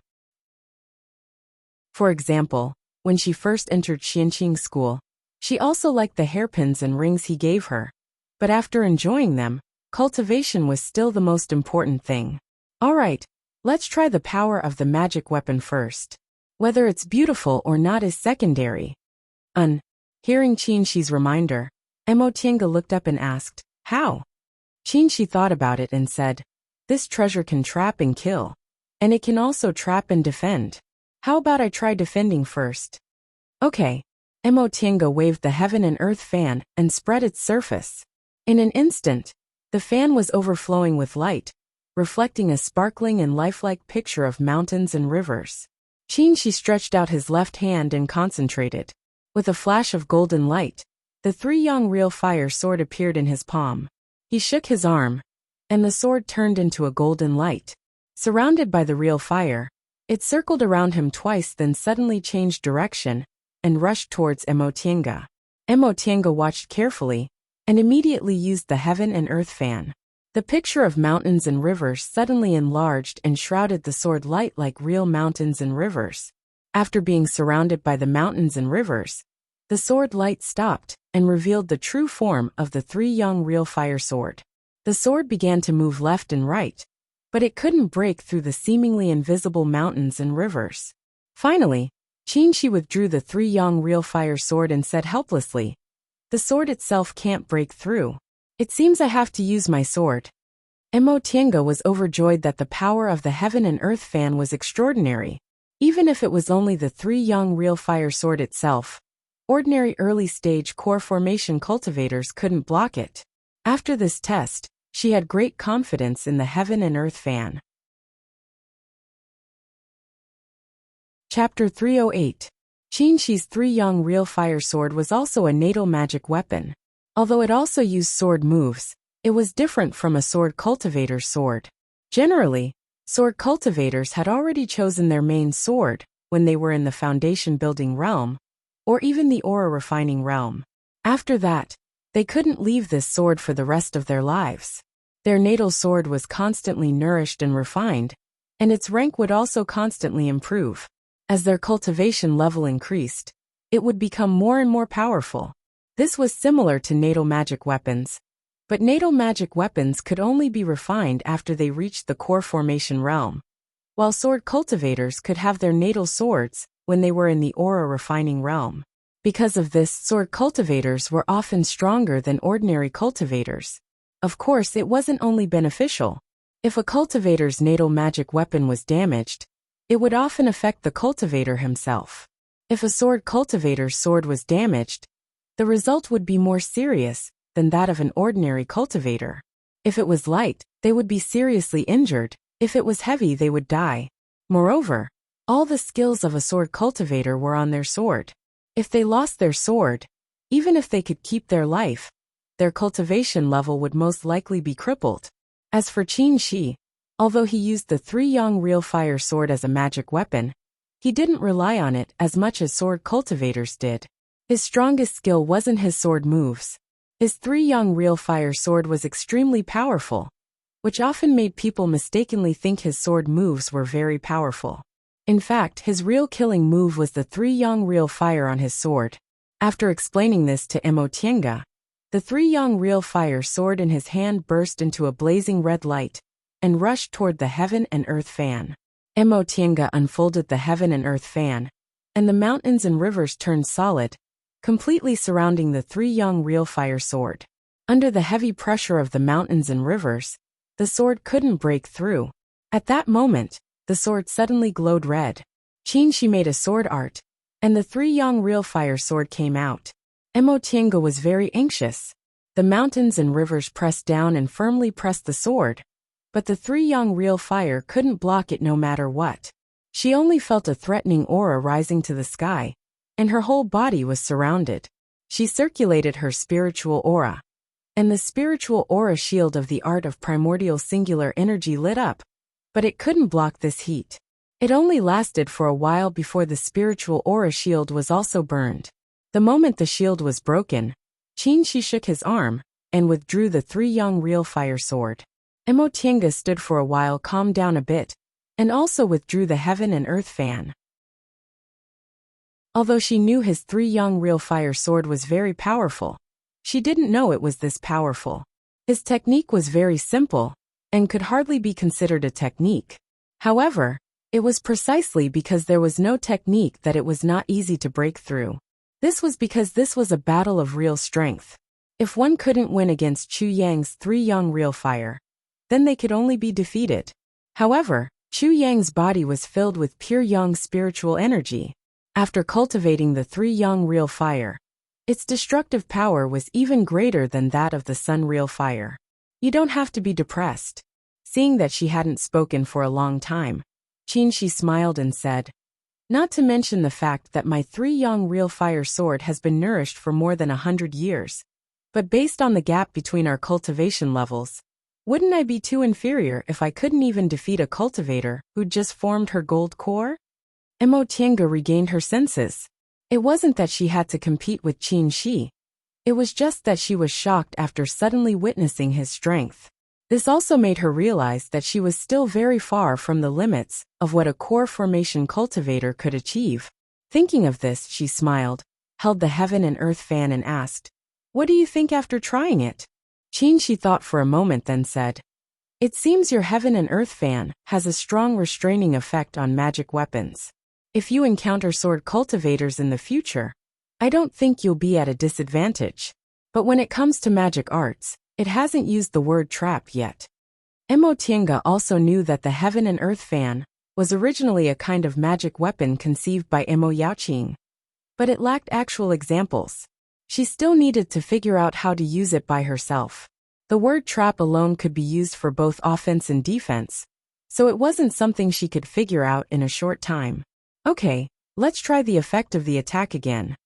Qin Shi waved his sleeve, and the 3-yang real fire sword turned into several sword lights that circled around him.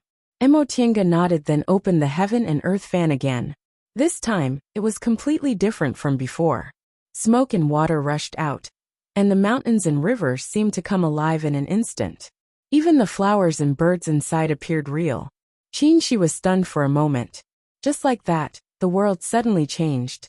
He looked around and found that the scenery around him was exactly the same as the mountains and rivers on the heaven and earth fan, as if he himself had entered the painting.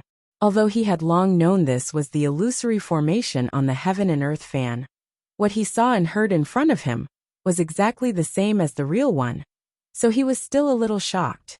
It was really unexpected for a magic weapon that had just been refined to have this kind of power. Thinking up to this point, he frowned and looked around carefully, looking for flaws. Emotinga, who was outside the illusory formation, saw Qinshi turn around for a while inside the illusory formation. He seemed to have found something and showed a smile. Then he used the sword formation, and the red light shone brightly. A kind of invincible power spread out. She hurriedly operated her spiritual aura, trying to suppress Qinshi's counterattack, but the gap between their cultivation levels was obvious. Qinshi's 3 young real fire still slowly spread out, and finally engulfed the mountains and rivers. This time, she failed even more miserably than the last time. Last time, Qinshi could see it, so he could take back the 3 young real fire in time. This time, when he broke the formation, he couldn't see it clearly.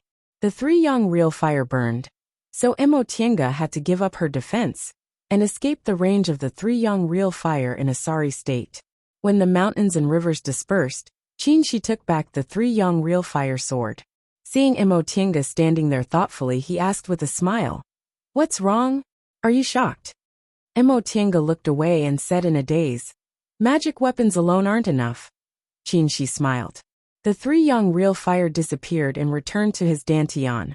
He walked closer and said, "Of course magic weapons alone aren't enough. We're not sword cultivators. We only need to cultivate our swords. We cultivate ourselves. If our cultivation levels aren't strong, our strength will be weak, and our magic weapons naturally won't be so powerful." Emotinga cheered up, unfolded the heaven and earth fan, and said with a smile, "In any case, this kind of magic weapon is already very strong. If I cultivate well, I'll only become stronger and stronger in the future. It's good that you understand." In terms of cultivation, Emotinga's ideas were very similar to his, so they got along very well. Even if there were some differences, they could slowly get used to each other. In the past 5 years, the 2 of them lived here in seclusion. Sometimes, when he thought about it carefully, he felt that these days were as perfect as a dream. They didn't have fierce personalities. When they were together, they were as calm as water. They were like companions, like teachers and friends, and they occasionally had tender feelings. He thought that was enough. Of course, it wasn't like they didn't have friction. Emotinga was strong and unwilling to rely on others. In this relationship, he often unconsciously acted strong. Occasionally, there would be quarrels, but later, they would compromise with each other and accept each other's ideas and practices. Sometimes he thought that this was the perfect dual cultivation life he envisioned, right? On the long road to longevity, if there was no one to accompany him, he would always feel lonely in retrospect. But if he was entangled in love, it wasn't what he wanted. Now he had someone to accompany him, and he could focus on cultivation. It was really the best. "What are you looking at?" Emotinga couldn't help but ask, feeling creeped out by his warm eyes.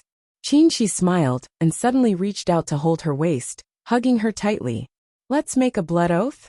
Emotinga was stunned. Huh. She knew what a blood oath was.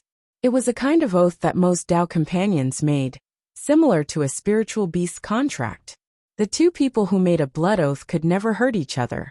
But the difference between a blood oath and a spiritual beast contract was that after a blood oath was made, there would be a sense between the 2 people. The other person would know clearly whether the other person was good or bad, dead or alive. Qinshi said slowly, "I know you definitely won't be willing to follow me all the time. So, when we occasionally separate, with a blood oath between us, I can also know whether you're good or bad." Emotinga was speechless for a while. She knew this was his compromise, tacitly agreeing to her freedom. Since he couldn't get an answer from her, Qinshi called again. "Tienga?" Emotinga looked up and smiled brightly. "Okay." Establishing a blood oath was equivalent to a dual cultivation ceremony. It was even more important than a dual cultivation ceremony. Many dual cultivation partners did not establish a blood oath because most immortal cultivators were suspicious and did not dare to easily make such an oath that they could not get rid of in their entire lives. Therefore, with Emotinga's consent, Qinshi was overjoyed. He thought for a moment and said, "But we can't be too hasty. How about we wait until we go back and report to Master?" This conclusion was quickly rejected by him. "No, we don't know when we can go out." Emotienga found it funny to see him struggling alone. "Do we need to do this?" Of course, making a blood oath should be more cautious than a dual cultivation ceremony. "Qin," she said seriously. "But I think it's fine as long as the two of us are sincere." "You're right, but..." He looked ashamed. "This is too unfair for you." "Unfair for what? Dual cultivation isn't something you can do alone." Emotienga held his fingers and said seriously, "We're not mortals, so why should we rigidly adhere to mortals' rules?" Qin was stunned, but he didn't say anything. Although he went to Mount Taikong since he was a child, he grew up in a prince's mansion in the secular world. So some of his ideas inevitably carried traces of the secular world. For example, he was unconsciously strong in their relationship.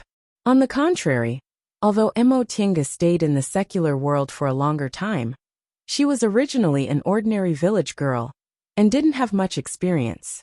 Many things she heard only after she arrived in Kunwu, so her ideas were more similar to those of cultivators. After pondering for a while, she somewhat understood. He thought for a while and finally said, "Then let's hold our own wedding?" "Huh? Wedding?" She smiled and looked at her gently. "You're right. It's fine as long as the two of us are sincere. But I always feel that a dual cultivation ceremony sounds a bit too cold. As if it's just for cultivation. That being the case, let's hold a wedding for the two of us, okay?" How could Emotienga say no? He was even more willing to give than she wanted. She remembered that when she was a child in Emo family's village, her aunt always wanted Tianxiao to learn cooking and housekeeping, so she could marry into a good family. She also vaguely thought about getting married, but at that time, she had already set foot on the path to immortality and learned about the existence of the cultivation world from books. She thought that when she went to the cultivation world in the future, she only needed to find a like-minded person. Later, when she arrived in Kunwu, she followed second uncle to many places to avoid the fate of becoming a human furnace. She only wanted to become stronger and didn't even dare to reveal her identity as a woman. So how could she think about dual cultivation? Later, when she met him, although she secretly had feelings for him, she told herself in her heart that she didn't need to think too much about hopeless things and just focused on cultivation. Everything she obtained today was something she originally thought she would never be able to obtain in her lifetime. "All right, I'll listen to you." Chapter 309. In the cultivation world, there was no wedding in the secular world. They called it the dual cultivation ceremony. The dual cultivation ceremony meant that a man and a woman would become dual cultivation partners.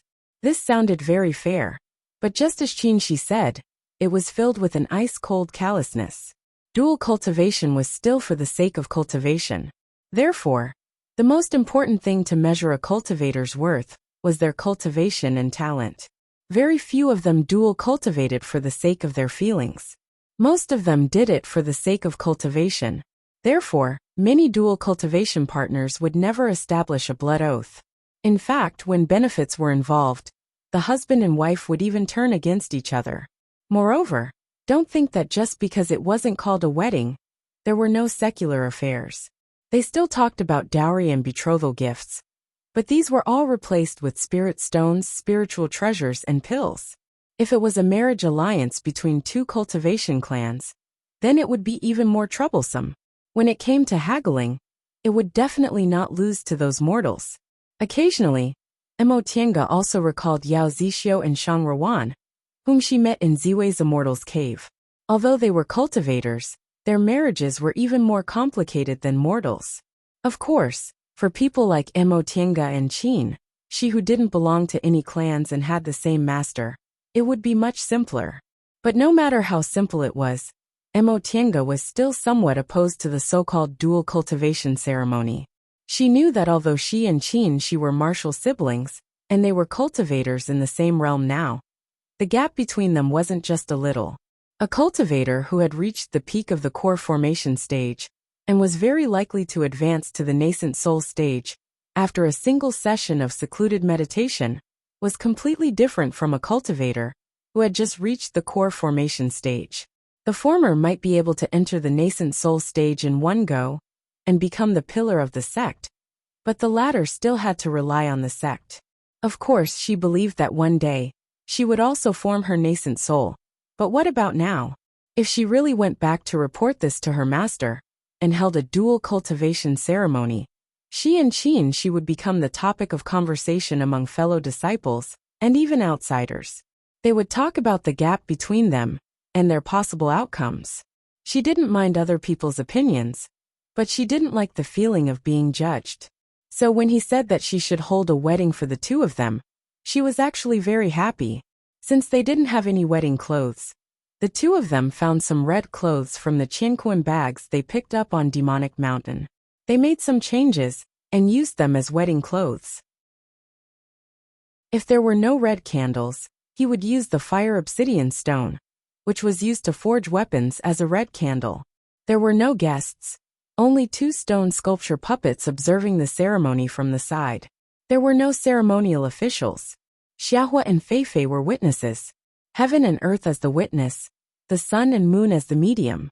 Dear Master, I raise my cup in a toast. From then on they were husband and wife. Then he swore a blood oath. Blood essence exchange, you have me and you, I have you and me. After the wedding, the couple sat in the bamboo forest by the stream. There was no sun and moon rotation inside the virtual sky world. So Qinshi came up with an idea. He wanted her to use an art to tear open the sky inside the virtual sky world. Outside, Demonic Mountain was still shrouded in darkness. Devil aura intertwined, making it seem like night had fallen. Lightning flashed and thunder rumbled outside, but the scenery inside was different.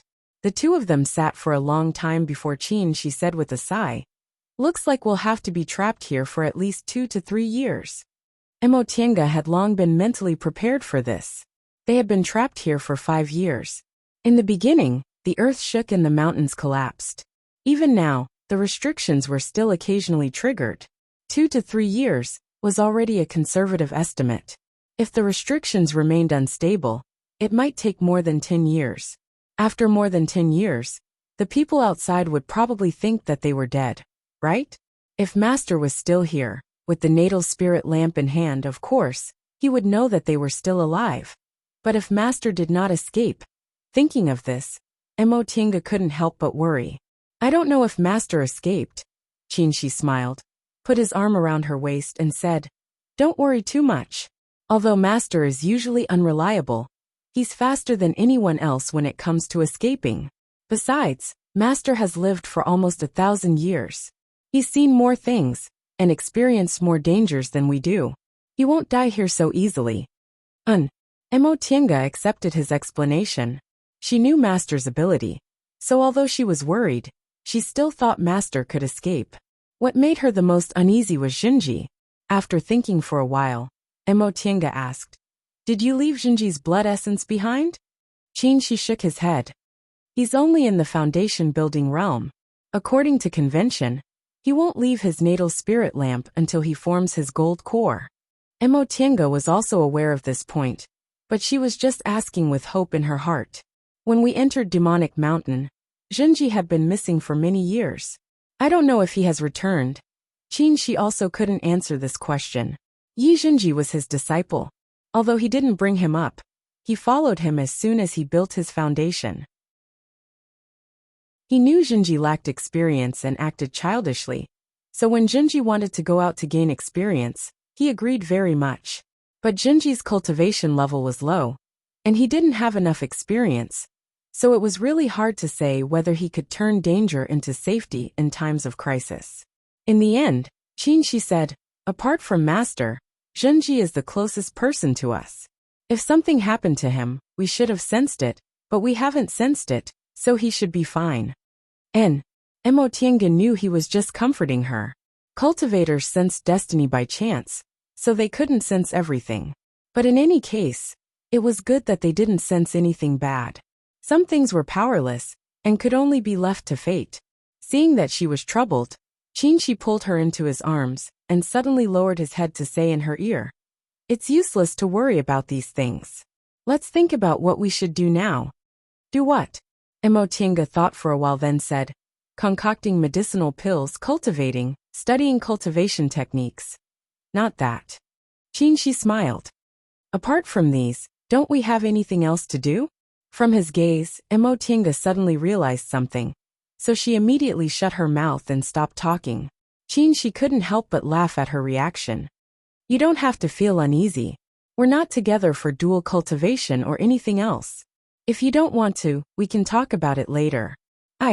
Emotinga hesitated for a moment, then said in a low voice, since we're already husband and wife, what's there to be unwilling about? Hearing this, Qinshi was delighted and reached out to hug her. So you, wait. Emotinga looked up and stopped him. She smiled slyly and said, but we haven't made things clear yet. Huh? Qinshi was stunned and puzzled. What do you want to say? There are a lot of things to say. For example, what's your cultivation technique? What's the dual cultivation technique you mentioned? How many secrets do you have? Seeing that he didn't speak, Emotinga glared at him. What? You can't tell me? Fine. Qinshi said helplessly. But even if I have some secrets, you should know most of them. For example, the changes in my physique, my cultivation technique, my yang spiritual bead. Don't you already know about all of these? The yang spiritual bead in his body was his biggest secret, and Emotinga had long known about this secret. Emotinga thought about it, and felt he was right. She had long guessed the secret of the yang spiritual bead. Later, her master even deliberately told her about it.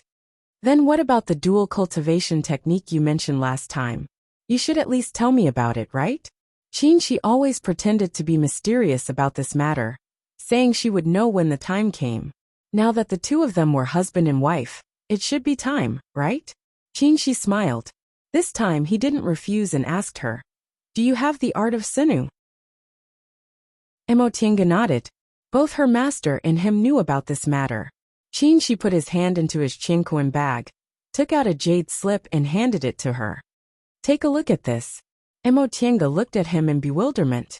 She took the jade slip and probed it with her divine sense. In the next second she was shocked. This is... Qinshi smiled and said, the yin and yang dual cultivation technique Senior Yuan Bao gave me. This cultivation technique was composed of 3 parts. The first part was the pure yang technique, the second part was the art of Sunu, and the third part was the yin and yang dual cultivation technique.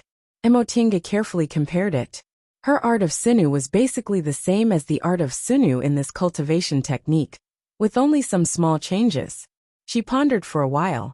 Her version might have been modified by Mo Yaoqing according to her cultivation situation, or it might have been obtained by Mo Yaoqing from her cultivation group. So it was originally a different version from Yuan Bao's. Reading up to this point, Emotinga was happy on one side and worried on the other. She was happy because dual cultivation for people with pure yang and pure yin constitutions was an extremely fast cultivation speed. This yin and yang dual cultivation technique would be extremely beneficial for the two of them. But she was worried because she didn't simply have a pure yin constitution. It could even be said that her spiritual roots of the origin had a greater impact on her aptitude than her pure yin constitution. If she gave up on the art of the origin and focused on cultivating this yin and yang dual cultivation technique, the gains wouldn't make up for the losses. Qinshi noticed that her brows were tightly knitted, and her expression was constantly changing. He asked, "What's wrong?" Emotinga sighed, and told him her thoughts honestly. Qinshi smiled and said, "Are you stupid? Who said you can only cultivate one cultivation technique? I remember you also have the art of the origin given by your great ancestor, right? The cultivation technique you're cultivating now combines the two, so it's naturally the most efficient. But if you cultivate them separately, the difference won't be too big." Emotinga was suddenly enlightened. Right, how could I forget? The Sinu art of the origin was a cultivation technique that combined the Taiyuan record and the art of Sinu. However, Zhong Muling also said that this cultivation technique didn't conflict with the two original cultivation techniques. Combining them into one would allow her cultivation efficiency to reach the highest. But if she cultivated them separately, It would only take her a bit more time. Before this, since she already had the Sunu art of the origin, she didn't need to cultivate them separately. But now it was different. With this yin and yang dual cultivation technique, even if she cultivated them separately, the effect would still be excellent.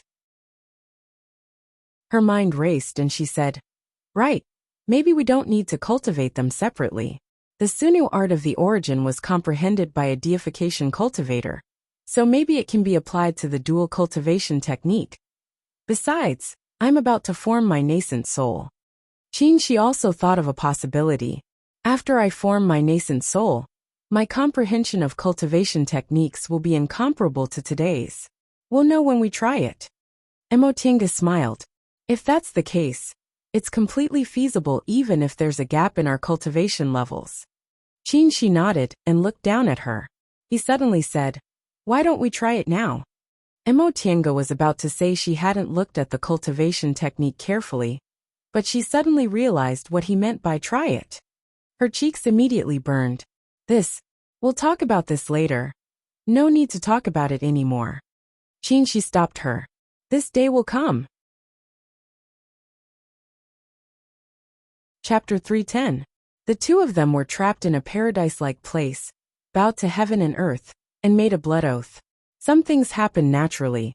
As a result, their originally peaceful and warm days were occasionally filled with sweetness. They weren't enthusiastic people. Even though they committed to dual cultivation, they only enjoyed the faint warmth. Emotienga was very satisfied with this kind of life. She didn't feel too lonely, and it didn't affect her cultivation. They were together, accompanied each other, discussed cultivation, and exchanged thoughts. However, not long after they were together, she found something changed. Next was Emotienga. She also felt as if there was something stirring inside her dantian. They both noticed the restlessness in each other's eyes. Emotienga asked, "Is there something wrong with you?" She frowned, nodded, and asked, "What about you? Do you also feel?" Emotienga was a bit distressed. "Well, what should I do? Will the spiritual aura I get this way be unstable? How could it be?" This question made Qinshi laugh. If there was a problem, why were there so many people in the cultivation world who practiced dual cultivation? Don't think too much. Just cultivate well. After a pause, he said, "I originally planned to advance to the nascent soul realm after a while, but now I can't wait. The spiritual aura in my body is surging, and my dantian and meridians can no longer hold it. If I let it go, it's not good for me, so I have to advance to the nascent soul realm." Oh, Emotinga understood. When spiritual aura accumulated to a certain level, the body would automatically request to advance. Presumably, he was at this stage now. Then when will you advance to the nascent soul realm? Qinshi thought for a while, then said, 3 days later. I can't suppress this spiritual aura for too long. So soon? Qinshi stroked her head and smiled. I can't help it. I didn't expect dual cultivation would be like this. Suddenly obtaining so much spiritual aura must be uncomfortable for you. It's better to enter closed-door meditation while I'm advancing to the nascent soul realm. Maybe I can advance to the middle stage of the core formation realm in one go. Emotinga nodded and accepted his suggestion. She had been in the core formation realm for 6 or 7 years, and she had been adapting. Now that her natal magic weapon was formed, and she gradually learned various cultivation techniques, it was time to continue her closed-door meditation. To enter the intermediate stage of the completion level in one go was very difficult. Ordinary cultivators would need at least 100 years to reach the early stage of core formation. Even geniuses would need 30 to 40 years. Of course, it wasn't like there was no hope at all. The virtual sky world had rich spiritual aura, countless clear sky pills, and the young spiritual aura she obtained from Qinshi. If her cultivation went smoothly, she might really be able to advance to the middle stage of the core formation realm during this period of time. But if he did that, there might be a risk of his realm becoming unstable. However, no matter what, the spiritual energy was unstable, so she had to go into seclusion. After the two came to an agreement, they began to prepare for their secluded cultivation in the next 3 days. Over the years, they had refined a lot of elixirs while cleaning up the herb fields, so they didn't need to refine elixirs on the spot. Therefore, it was easy to prepare. They just needed to rearrange the cultivation room for their seclusion. Advancing to the nascent soul realm wasn't the same as cultivating on a normal day. They definitely couldn't be disturbed by others, not even if Emotienga just watched from the side. Therefore, they had to have a separate cultivation room. For this reason, Emotienga deliberately gave Qin Shi a spirit-gathering formation from the Xuanji formation book, and asked him to arrange it in a separate cultivation room. Although the formation Qin Shi used was good, he was still inferior to Emotienga in this aspect. The Xuanji formation book could be said to be the best secret formation book in the celestial pole. With this book, Emotienga's attainments in formations could be ranked first even in the celestial pole. It only took them 1 day to prepare everything. For the next 2 days, the two of them didn't do anything else. They just strolled around, chatted, and relaxed. The state of mind was very important in advancing to the nascent soul realm, and one's mood was also one of the states of mind. On the 3rd day, Qin Shi looked at the time and finally said, "It's almost time."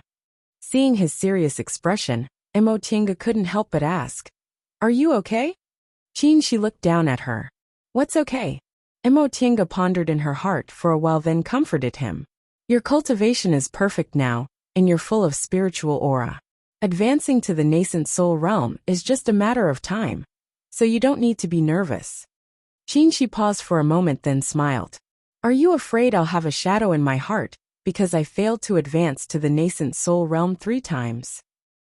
Emotienga smiled embarrassedly. "I've never advanced to the nascent soul realm, so I can't give you any advice." Before she could finish, Qin Shi heaved a sigh and hugged her. Emotienga thought for a moment, then swallowed the rest of her words. She also reached out and hugged his waist. The two of them hugged in silence for a while. Then Qin Shi said softly, "I understand your feelings. Don't worry, I know what I should do." Emotienga answered softly. She knew he always had his own ideas. Now that his inner demons had been broken, he knew what he should do. However, she still couldn't help but worry. She had never felt this way before. It wasn't that she hadn't worried about others. When she was a child, it was her mother, and later it was second uncle. But for these two people, even if she worried about them, she didn't have this kind of feeling in her heart all the time. She always thought her feelings were very calm, but now she realized that calm could also be very strong. She couldn't help but hug him tighter, not because she was afraid of losing him, but because she wanted to be closer to him. Under her cheeks, Qin Shi's chest rose and fell, making her feel warm and reliable. Time passed bit by bit. After an unknown amount of time, she finally let go of him. "You go in." Qin Shi didn't move. He still hugged her waist tightly. "Senior Marshal Brother?" After a long time, he heaved a long sigh. "For the first time, I feel a little reluctant to enter closed-door meditation." Emotienga didn't say anything, but a smile appeared on her face. It felt really good to have a response to her feelings. "What are you afraid of?" she said softly. "When you come out, I'll still be here. But we won't see each other for several years," he said in a low voice. What he said stunned Emotienga, but she soon heaved a sigh. This was what cultivators were like. Unless their cultivation levels were similar in the future, and they practiced the same cultivation technique, they could avoid the situation where one of them entered closed-door meditation and couldn't see the other for several years. She didn't think the two of them had to stick together, but the feeling of being separated for several years, or even several decades from time to time, was indeed not very pleasant. However, no matter what happened in the future, soul formation had to be separated. Thinking of this, Emotienga urged him again. "It's getting late. Why don't you go in?" Qin Shi still didn't move. Emotienga was a bit anxious. This time, he didn't choose the time to form his nascent soul. His body had reached its limit. If he delayed for too long, she didn't know whether it would be bad for him or not. She pushed him. "Senior Marshal Brother." Qin Shi moved and said, "What did you call me?" Emotienga was stunned. "What?" "I suddenly remembered we're husband and wife now. Shouldn't you change the way you call me?" Emotienga couldn't adapt to the sudden change of topic. But you're my senior martial brother. Otherwise, what would I call you? Qinshi lowered his head and chuckled. Although there aren't many people in Xianqing school who call me senior martial brother, there are still a few. I want a name that only belongs to you. The intimacy in his words made Emotinga's face burn. What did you say? Qinshi looked down into her eyes and said softly, call me husband, okay? Emotinga felt her face was burning. She controlled herself for a long time, and finally squeezed out 2 words. No. Qinshi raised his eyebrows, puzzled. Why? No means no. Although she knew they were husband and wife, she just couldn't say the word husband and wife. It was too intimate, just once. Can't I say it? No. Emotinga turned her head to the side resolutely. No, she couldn't say it. Qinshi persisted, and turned her head back. I'm going to enter closed-door meditation, and won't see you for several years. You still won't say it? No. You really don't want it. I don't want it. She wouldn't let go no matter what, so Qinshi could only sigh.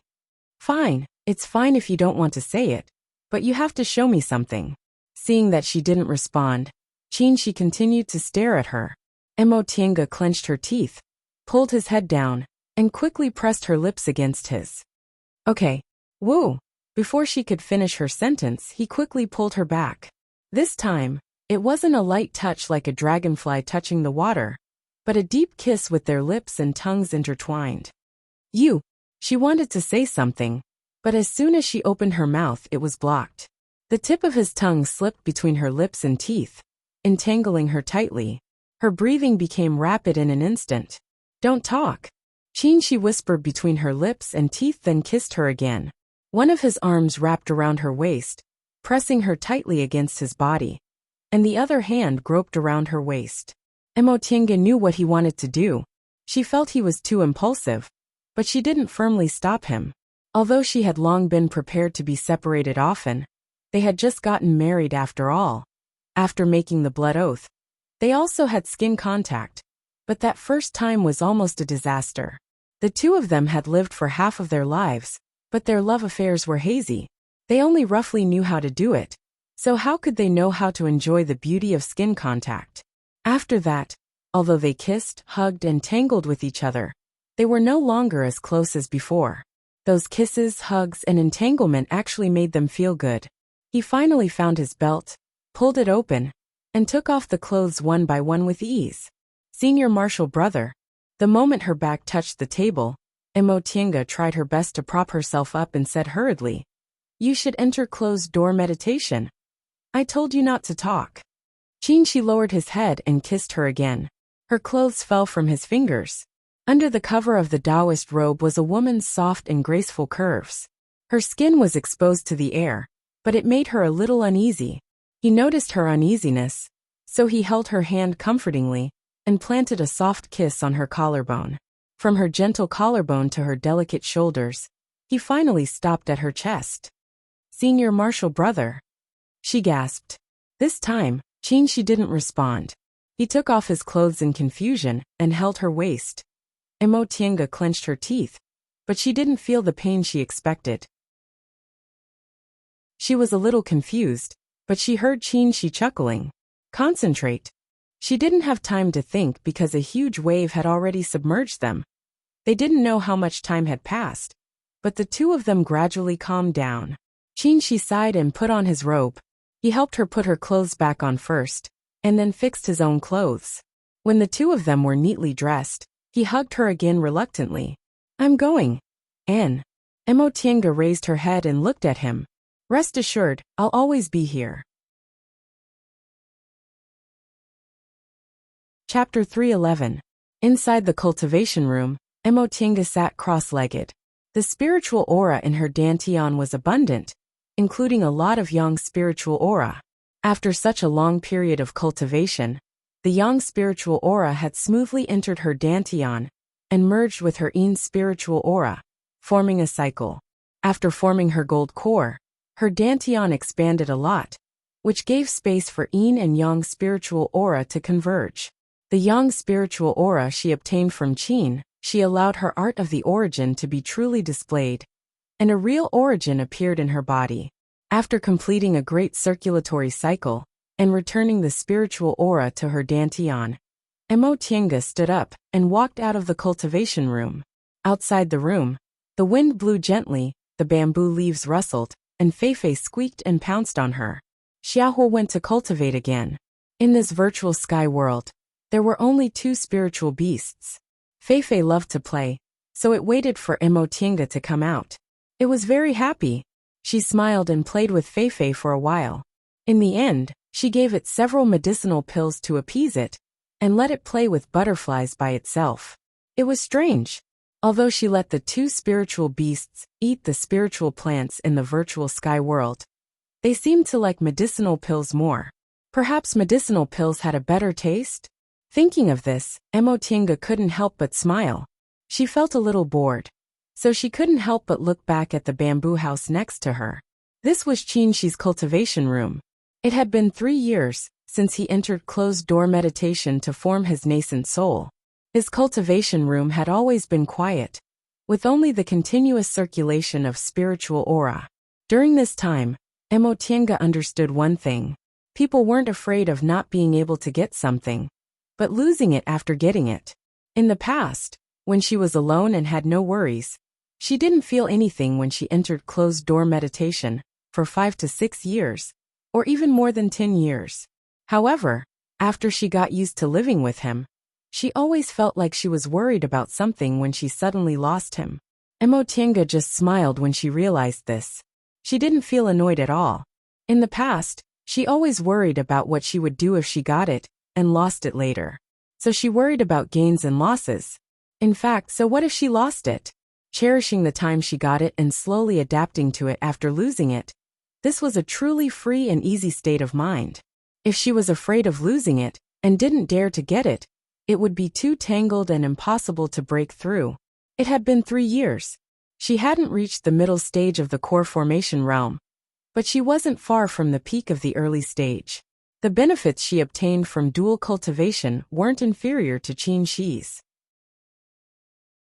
Before she formed her gold core, Qinshi once healed her, so she obtained a portion of his yang spiritual aura and learned what the origin was. After their dual cultivation, yin and yang intersected, allowing her to obtain a lot of yang spiritual energy all at once. The art of the origin was truly activated.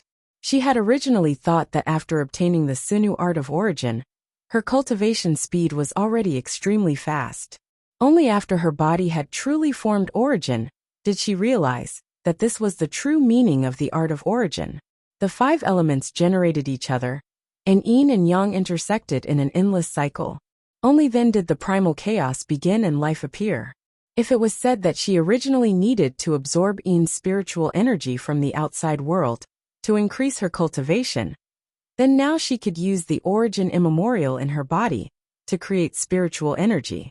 Of course, the speed at which she produced spiritual energy was not very fast. If she wanted to cultivate normally, she would still need to absorb spiritual energy from the outside world and turn it into her own. However, the ability to produce spiritual energy on her own was unheard of in the current cultivation world. When she absorbed spiritual energy, her body was also producing spiritual energy. This way, her cultivation would always be ahead of others. This was the most heaven-defying thing. But she didn't know whether she would also be like this after obtaining her yin spiritual energy. Since his art of 3 primordial cycles also required 3 auras to circulate, the principle was similar to her art of the origin, so it should be similar. Thinking up to this point, she cast her gaze towards Qinshi's cultivation room. Although Qinshi hadn't come out yet, based on the spiritual aura movement in the virtual sky world, she knew that his closed-door meditation this time was very smooth. Maybe he could really advance to the nascent soul realm smoothly. It was just that she didn't know how long it would take him. The closed-door meditation time for nascent soul formation was generally longer than for core formation, but it was different for everyone. It could range from 2 to 10 years. Before Qinshi entered closed-door meditation, his spiritual aura was overflowing, so it was reasonable to say that success would come naturally and wouldn't take too long. With this thought in mind, Emotienga started to worry again. It's been 3 years.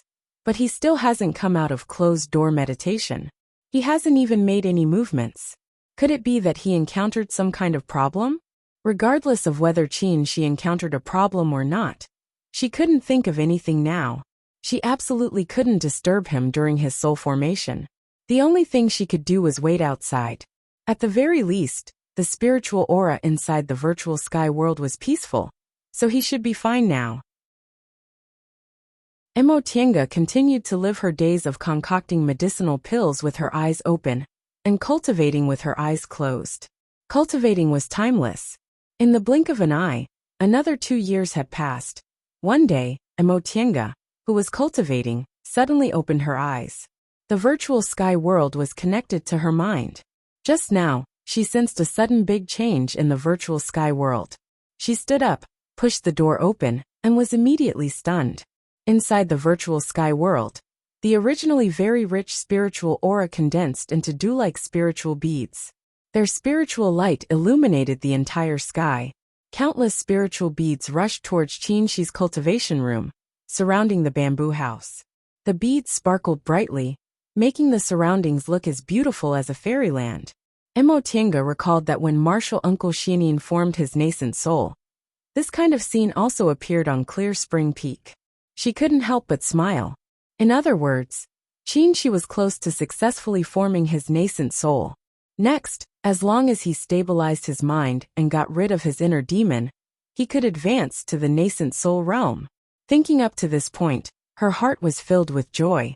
She secretly prayed that Qinshi could pass the final test and successfully advance to the nascent soul realm. He had already failed 3 times and experienced enough setbacks. If he still didn't succeed, it would be too disheartening. Time passed day by day. The spiritual light didn't disperse for several months. During these months, Immerse also stayed outside the cultivation room, without leaving for even a moment. At first, Qinshi's cultivation room only attracted those spiritual beads slowly. Later, the speed became faster and faster. Gradually, it turned into a huge whirlpool. Inside this whirlpool, countless spiritual beads rushed inside, and the spiritual aura pressure also became stronger and stronger. Immerse felt that she could barely stabilize her mind under this spiritual aura pressure, only if she used the soul-refining art with all her strength. The stronger the spiritual aura pressure, the happier she felt. She had the soul-refining art. Even if Qinshi was in the peak stage of the core formation realm, he couldn't suppress her with spiritual aura pressure, unless he was a nascent soul cultivator. This showed that Qinshi wasn't far from successfully forming his nascent soul. After an unknown amount of time, Qinshi gently opened his eyes in the cultivation room. A few short years were like a lifetime to him. This time, he finally succeeded in walking out of his inner demon. He smiled and looked down at his hands. He finally succeeded in forming his nascent soul. He stood up, spiritual aura swirling around his body, like a flying spiritual bird.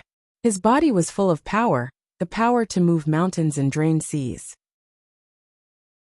This was the feeling of forming his nascent soul. He closed his eyes, took a deep breath, then opened them again with a smile on his face. He gently pushed the door of the cultivation room open. Their eyes met. A few years of separation was like a lifetime to him. He greedily looked at the person in front of him, not letting go of the slightest subtle expression. He remembered that in the dream of his inner demon, he succeeded in forming his nascent soul. 100 years later, she also entered the nascent soul realm. The two of them held hands and cultivated the path of immortality together. Their names shook the celestial pole, and they entered the deification realm together. This time, he didn't immerse himself in it for long before he jumped out of it. As long as he opened his eyes, this was their real life. Why would they need an illusion? Immerse didn't speak, and neither did Qinshi. They just walked towards each other naturally and hugged each other quietly. Because of this nascent soul, they were almost separated from each other. Today, they finally got what they wanted. Immerse smiled slightly. She hadn't moved from this place for several months. Her voice was a little hoarse. Martial Uncle Shojing, congratulations on advancing to the nascent soul realm. Qinshi also smiled. He couldn't help but lower his head and bite her. Martial Uncle N? Isn't that right? Emotinga stood on her tiptoes and also bit him. She hugged him with her arms and teased, advancing to the nascent soul realm and becoming a Lord Taoist. From now on, you won't be counted in the sect. Martial Uncle Shojing. You can't run away from the title of an old cow eating cradle grass. Then you can't run away. Qin hugged her waist, lifted her up and kissed her. Never white hair against red makeup. Never afraid of a pear blossom crushing a begonia. After an unknown amount of time, the breathless kiss finally confirmed each other's existence. Qin held Emotinga in his arms and sat directly on the step she was sitting on before. How long have you been waiting outside? Not long. I don't remember. Don't remember? Qin lowered his head. You really don't remember, or you don't want to tell me. Emotinga rolled her eyes and smiled. Since you know I don't want to tell you, why did you ask me? All right. Qin sighed. He knew he couldn't ask her if she didn't want to tell him, so he changed the topic. How long did it take me to form my nascent soul? 5 years. Emotinga asked. Did it go smoothly? Qin nodded happily. Very smoothly. There were almost no twists and turns. However, I spent a lot of time fusing with the Yin spiritual aura, so it took me 5 years. It's good that it went smoothly. Emotinga was silent for a while, then suddenly said, At that time, I was really afraid that something would go wrong after you broke your gold core. If his gold core broke, and he couldn't form his nascent soul, his cultivation level would go down the drain.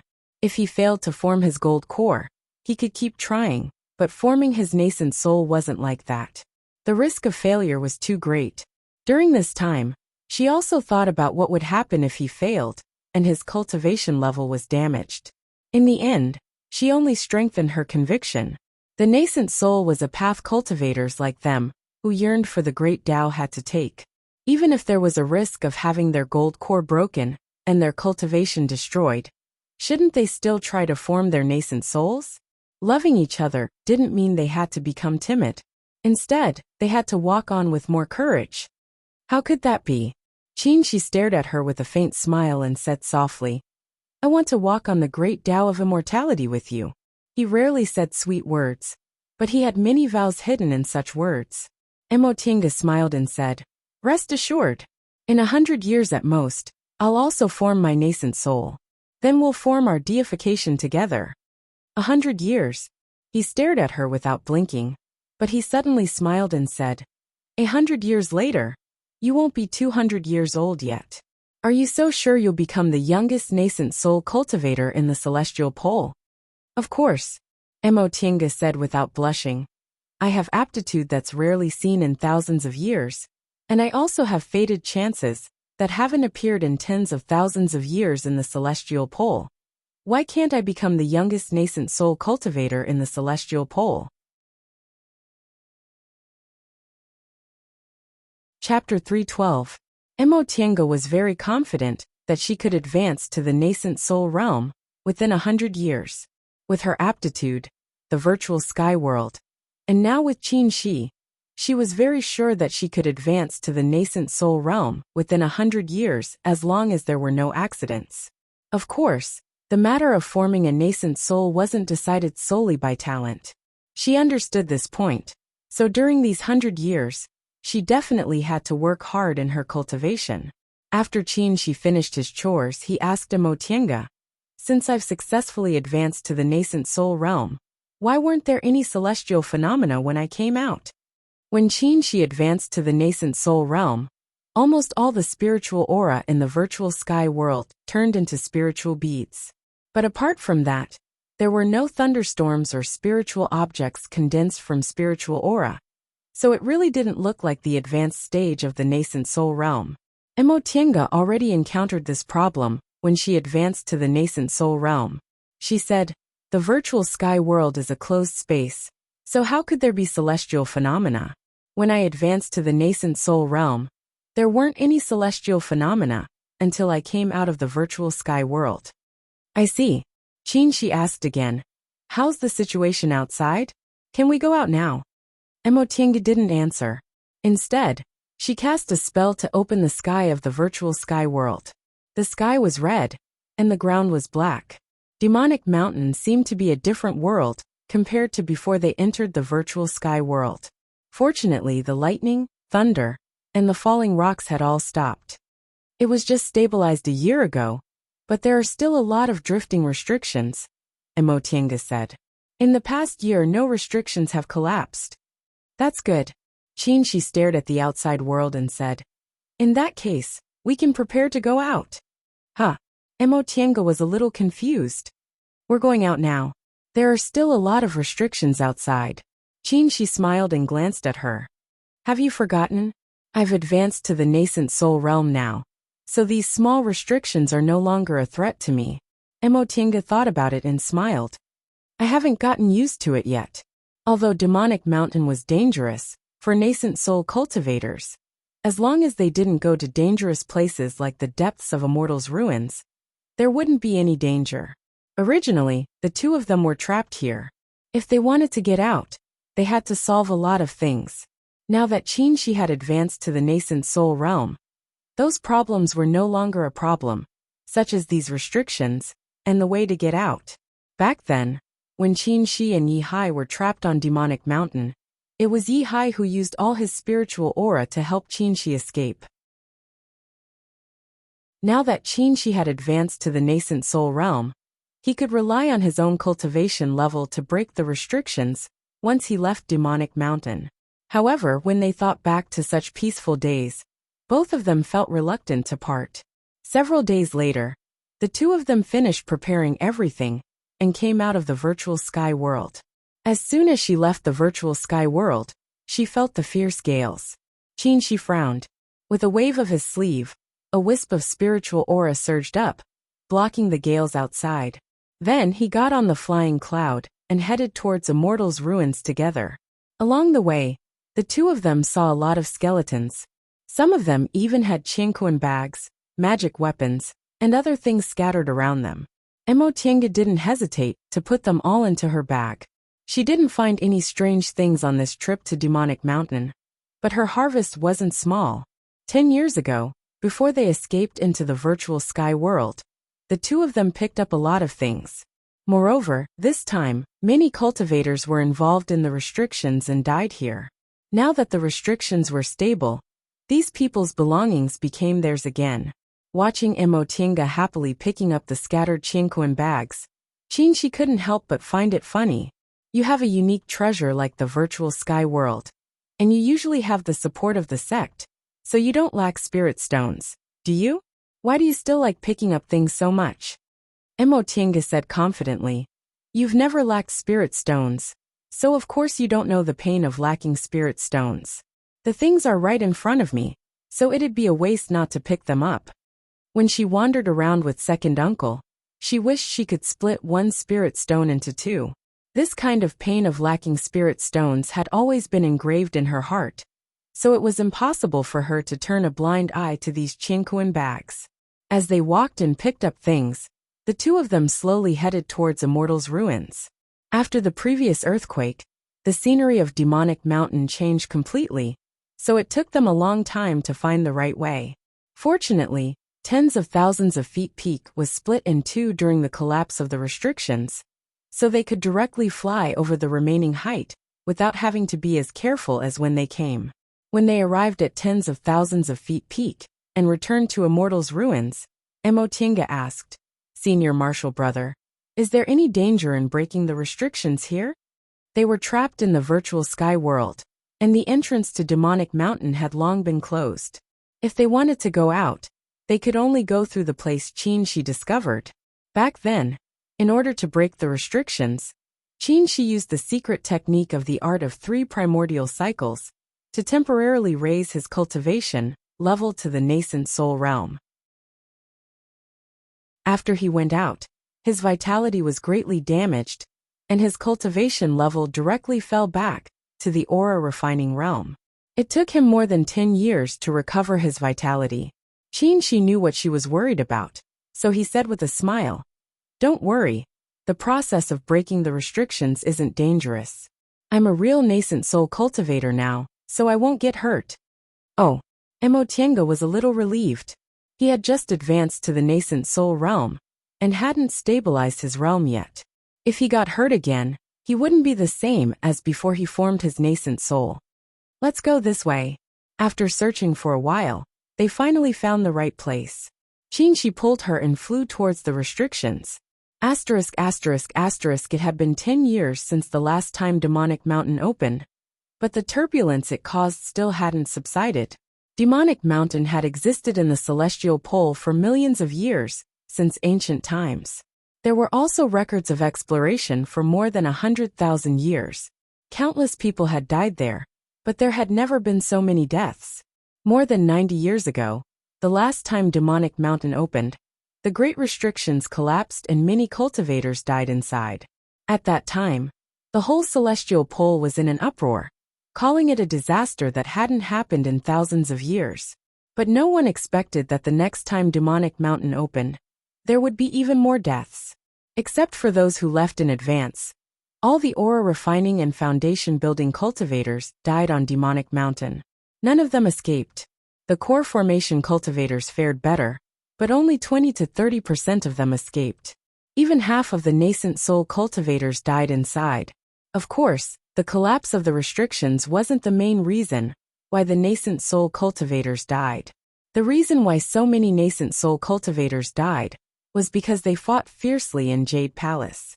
It was just that ordinary cultivators, even ordinary disciples of big sects, didn't know this reason.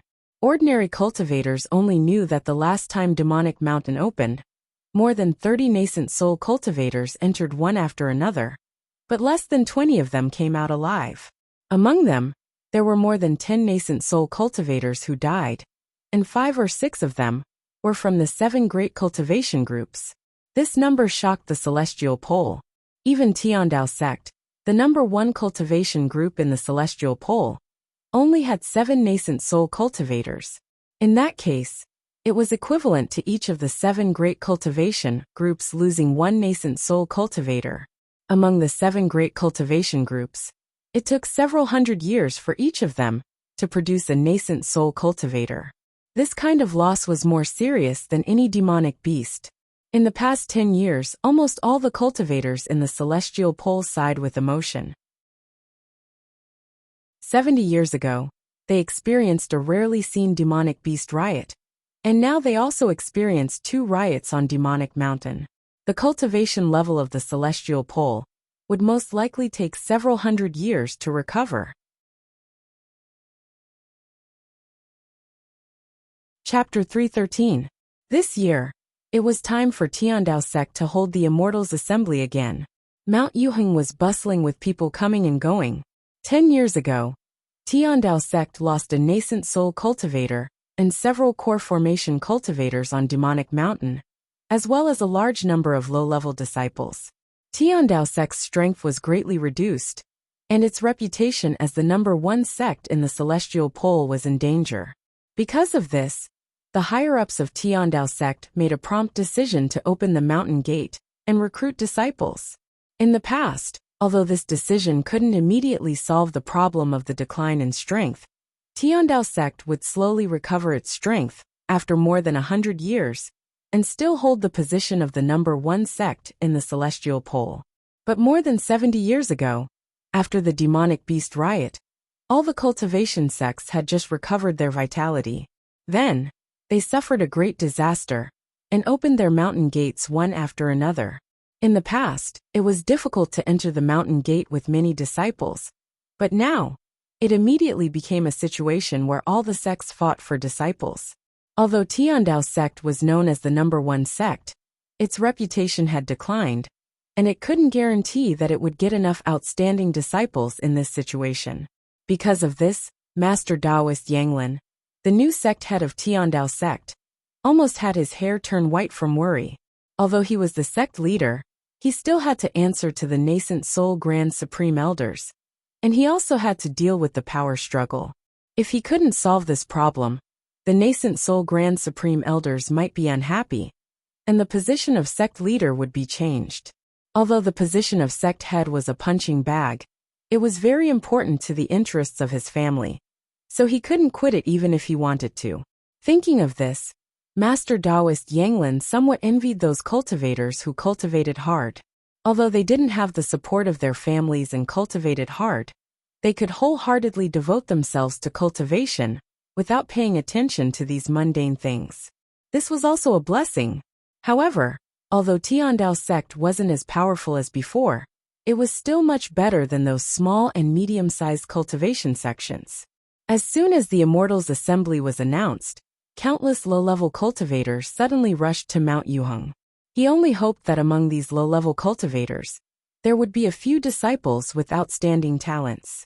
That way, he could explain to the Grand Supreme Elders. On Mount Yuheng, among the low-level cultivators waiting for the Immortals Assembly, someone shouted, "Wu Laosan, why are you here?" The person who was called was a cultivator in his 30s with a pale face and a short beard. His cultivation level was only in the 7th layer of the aura refining realm. If it was in the past, with this kind of cultivation, he wouldn't even need to think about participating in the Tiandao sect's Immortals Assembly. He could only try his luck at a small cultivation sect. It just so happened that they came at a good time. In the past 10 years, Tiandao sect held an Immortals Assembly almost every year, and many disciples in the 7th layer of the aura refining realm were able to join the sect. The man called Wu Laosan turned his head and looked at the lean man who called him. He curled his lips and said, "If you Li Xiang can come, why can't I, Wu Sandy, come?" This situation was not uncommon in the Immortals Assembly in recent years. Originally, if the Immortals Assembly was held every 3 or 10 years, a large number of young cultivators from all over the world would gather at that time. Most of them didn't know each other. However, since it was held every year, the number of cultivators participating in the Immortals Assembly was limited. Naturally, there would be a lot of acquaintances. The lean man named Li Xiang grinned when he heard Wu Sandy's words. He put his hand on Wu Sandy's shoulder and said, "Wu Laosan, we've known each other since childhood. I'm just saying hello. I don't mean anything else. Don't misunderstand." "Misunderstand? Humph." Wu Sandy cast a glance at Li Xiang and said disdainfully, "Forget it. If Li Xiang's words can be trusted, the sun will rise from the west." Hey, what do you mean by that?" Li Xiang patted his shoulder hard. "Let's forget about the past. We're old acquaintances.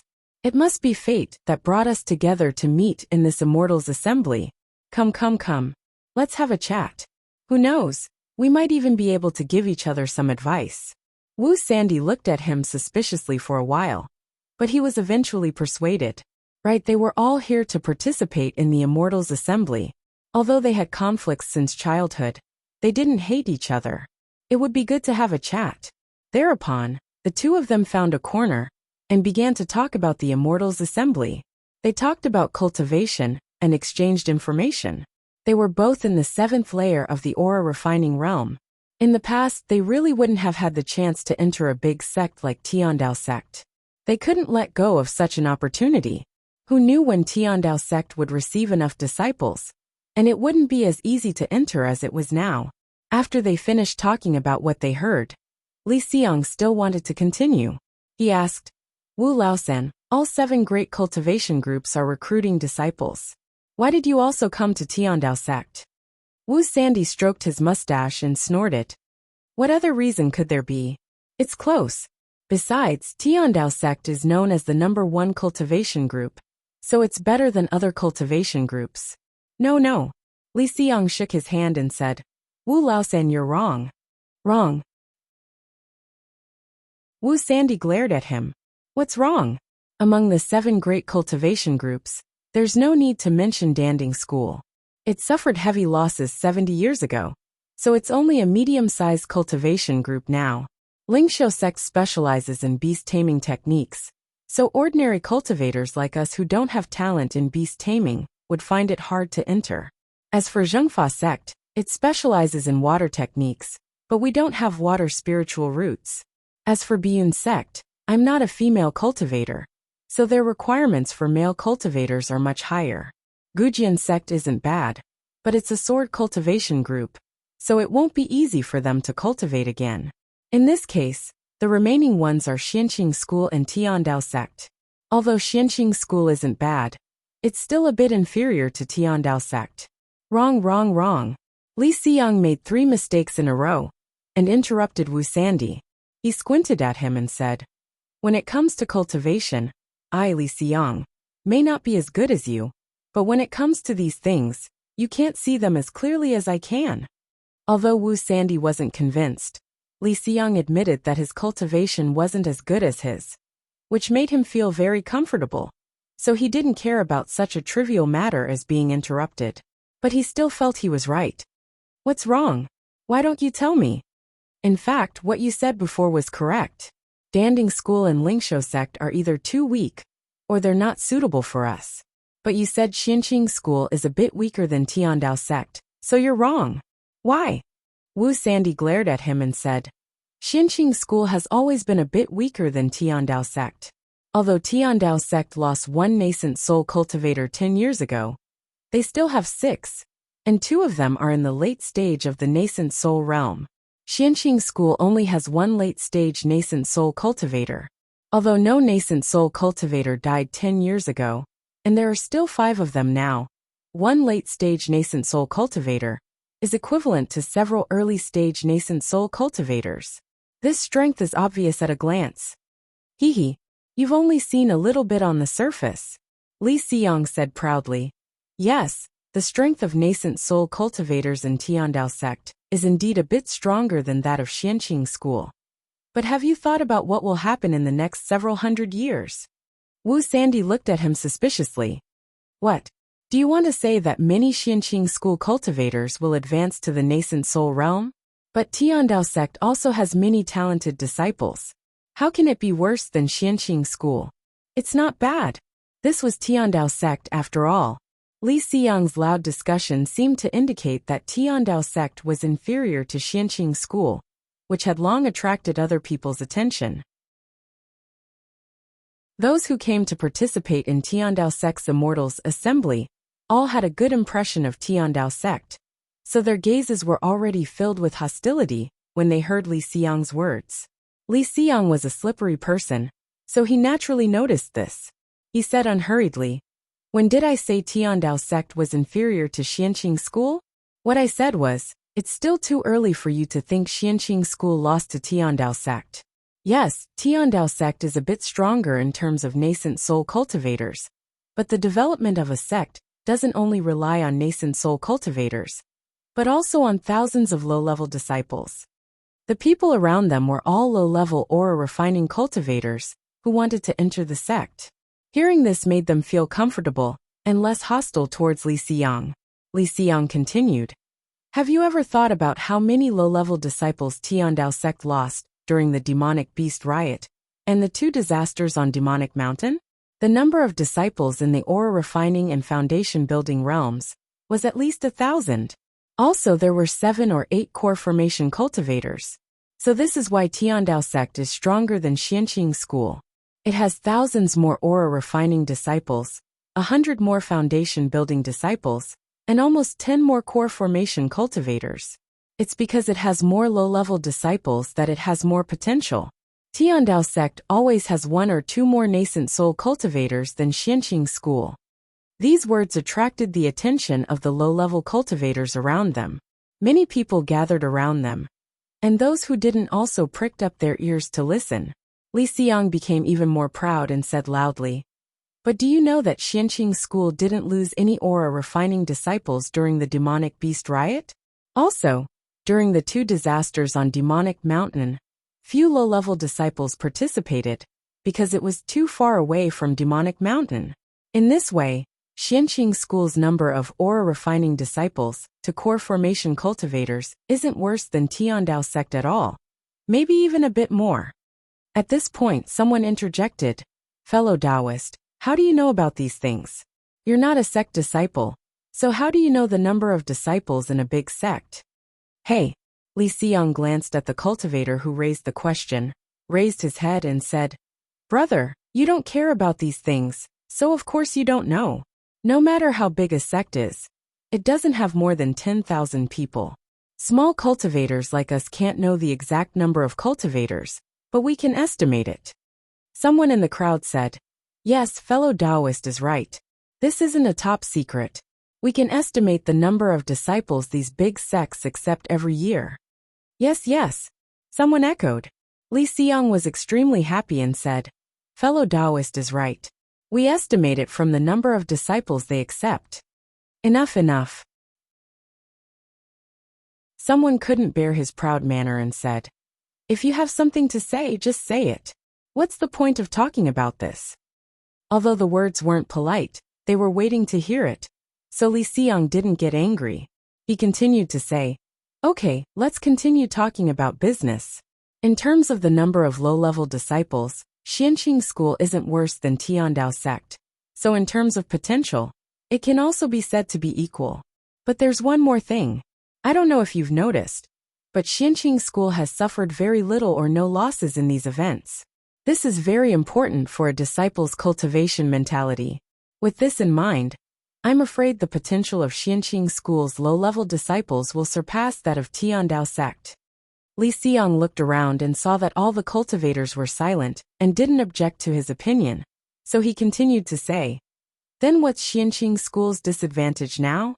Even its nascent soul cultivators are still suppressed by Tiandao sect.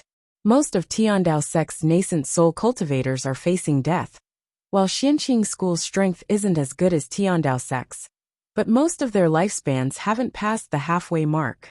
Considering this, I don't think I need to say whose future is better, right?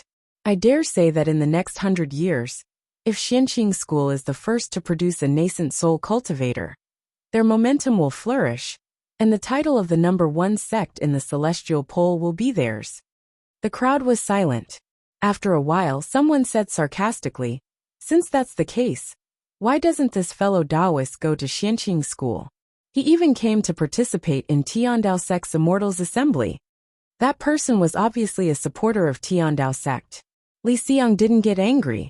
He smiled and said, brother, you haven't been to Xianqing school, right? I'm telling you, Xianqing school didn't lose many low-level disciples. They've recovered their strength in recent years. Although they've also opened their gates in the past few years, they've been recruiting disciples just as strictly. I, Li Xiang, am a little clever, but when it comes to cultivation, I'm not worth mentioning. I really don't have the confidence. That person sneered again. Are you so sure that Xianqing school will produce a nascent soul cultivator first? Maybe it'll be Tiandao sect. At that time, they'll still have more nascent soul cultivators than Xianqing school, and they'll also be stronger than them. They won't be able to snatch the number one sect in the celestial pole, no matter what. I didn't say Xianqing school would be the first. Li Xiang said innocently. I'm just analyzing what might happen. I've always said it might happen. Everyone heard it, right? The onlookers nodded.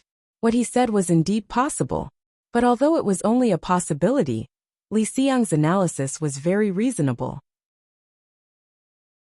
Among the onlookers, some people who were quite confident in their cultivation level thought that if Xianqing school really didn't lower their conditions for recruiting disciples, it meant that they were very confident. Should they go to Xianqing school to try it out first? Seeing that the onlookers all agreed with Li Xiang, the person was annoyed and said angrily, just wait. Tiandao sect will definitely produce a nascent soul cultivator first.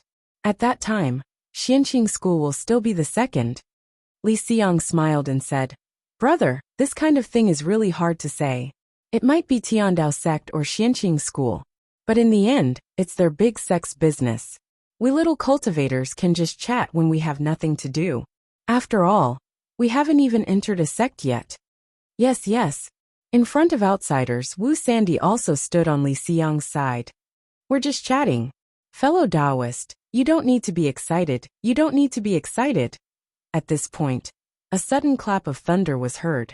The sky suddenly flashed with dazzling golden light. The wind and clouds surged, and the thunder rumbled endlessly. All the cultivators looked up and saw countless spiritual lights flashing in the sky. Among them, spiritual birds were flying and auspicious clouds were surging. A strong spiritual aura pressure shrouded them. The spiritual aura of the little cultivators suddenly became chaotic, making it hard for them to breathe. Some people with weaker cultivation levels even vomited blood and knelt down. The crowd began to stir. Someone shouted, What's wrong? What's that? Then a knowledgeable person shouted, celestial phenomenon. It's celestial phenomenon. Someone formed his nascent soul. The cultivators who heard Li Xiang's discussion were secretly surprised. Someone from Tiandao sect formed his nascent soul again? It seemed Xianqing school really couldn't become the #1 sect. Li Xiang and Wu Sandy glanced at each other with bitterness in their eyes. It couldn't be such a coincidence, right? Then didn't they work for nothing? But this was indeed the celestial phenomenon of nascent soul formation. In the sky, the golden light became more and more dazzling and gradually dyed the auspicious clouds red like fire. The auspicious clouds surged and slowly formed a shape. A pair of wings spread, tail feathers raised, and a clear cry. A divine beast phoenix. Chapter 314. Before Taoist Master Yanglin could finish sighing, he saw the celestial phenomena of nascent soul formation all over the sky, and he was so shocked that his jaw almost dropped.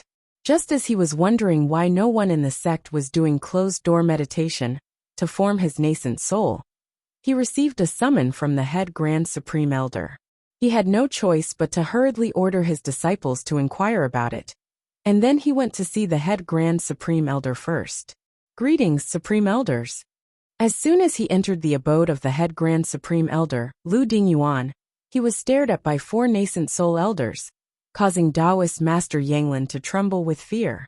There were 4 nascent soul elders, and one of them was a late-stage nascent soul cultivator. Even if they didn't deliberately release their spiritual aura, a middle-stage core formation cultivator, like him, would find it hard to remain calm and collected. The Tiandao sect originally had 7 nascent soul elders. One of them died 10 years ago during the extraterrestrial demon war, and another was seriously injured and was now in seclusion. Of the remaining 5, only one wasn't present. It seemed that the appearance of the nascent soul celestial phenomenon had shocked the higher-ups of the Tiandao sect. Dispense with the formalities, said Grand Elder Lu Dingyuan, who sat in the seat of honor. He looked young, no more than 30 years old. He had a 3-inch beard and wore a Taoist crown and a Taoist robe. He looked like an immortal, but these were just appearances. Perfected Master Yanglin knew that this head Supreme Elder actually cultivated in devil arts. He was kind when he was in a good mood, but if he was in a bad mood, he would be very irritable. Therefore, although Master Taoist Yanglin said that there was no need for formalities, he still bowed respectfully and asked, "May I know what instructions Grand Supreme Elders have for me? Do I still need to instruct you?" Among the 4 nascent soul elders, Fairy Fengqing, the one with the most fiery temper, spoke up. She glanced outside, her phoenix eyes slanting. Such a big movement. As the sect leader, you shouldn't be unaware, right? Of course, Immortal Yanglin knew the reason, but he just asked out of politeness. He didn't expect to get it wrong again, so he could only answer with a bitter face. I don't know either. There are a total of 5 senior martial brothers and sisters in the late stage of core formation in our sect. 2 of them are close to the peak stage of core formation, but these 2 senior martial brothers haven't said anything about forming their nascent souls. Disciple was just thinking about who is forming their nascent souls, so I only had time to send someone to inquire. Hearing those words, the 4 nascent soul realm elders looked at each other. Of course they knew about these things. It was just that there were some things that the sect leader knew more about, so they summoned him to ask. Grand Supreme Elders, Taoist Yanglin mustered up his courage and said, Disciple discovered that the celestial phenomenon appeared in the North Peak. The North Peak is connected to Demonic Mountain, and there's no immortals cave there at all. So Disciple boldly guessed that the celestial phenomenon isn't from our sect, or there's some secret behind it.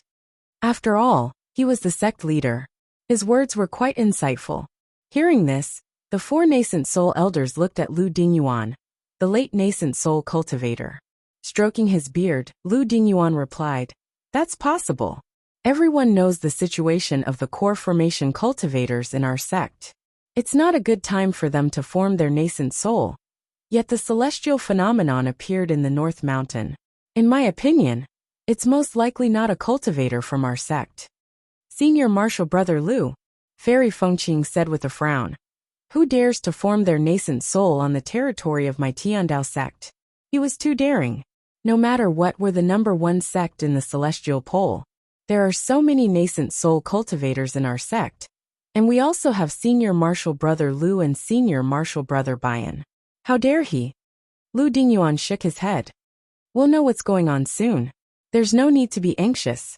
After a long period of silence, the astronomical phenomenon still hadn't disappeared. The spiritual energy in the sky was even becoming more and more abundant. Dazzling golden light danced in the air. Suddenly, Fairy Fengqing exclaimed and stood up abruptly in surprise.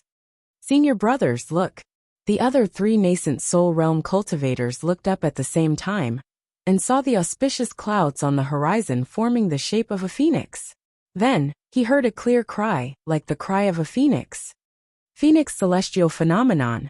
Lu Dingyuan also couldn't sit still. When cultivators formed their nascent souls, celestial phenomena would appear, and the auspicious clouds inside the celestial phenomena would take the shape of various spiritual beasts. When he formed his nascent soul, what appeared was a bishi, and at that time, it already shook East Kunwu. Swan and I was one of the 9 sons of the dragon, the descendant of a divine beast. Sure enough, he successfully cultivated to the late stage of nascent soul. The Phoenix celestial phenomenon actually appeared on this young man? What did this mean? The Phoenix was a true divine beast. Lu Dingyuan made a prompt decision and immediately sent out a teleportation talisman. After a while, the teleportation talisman returned.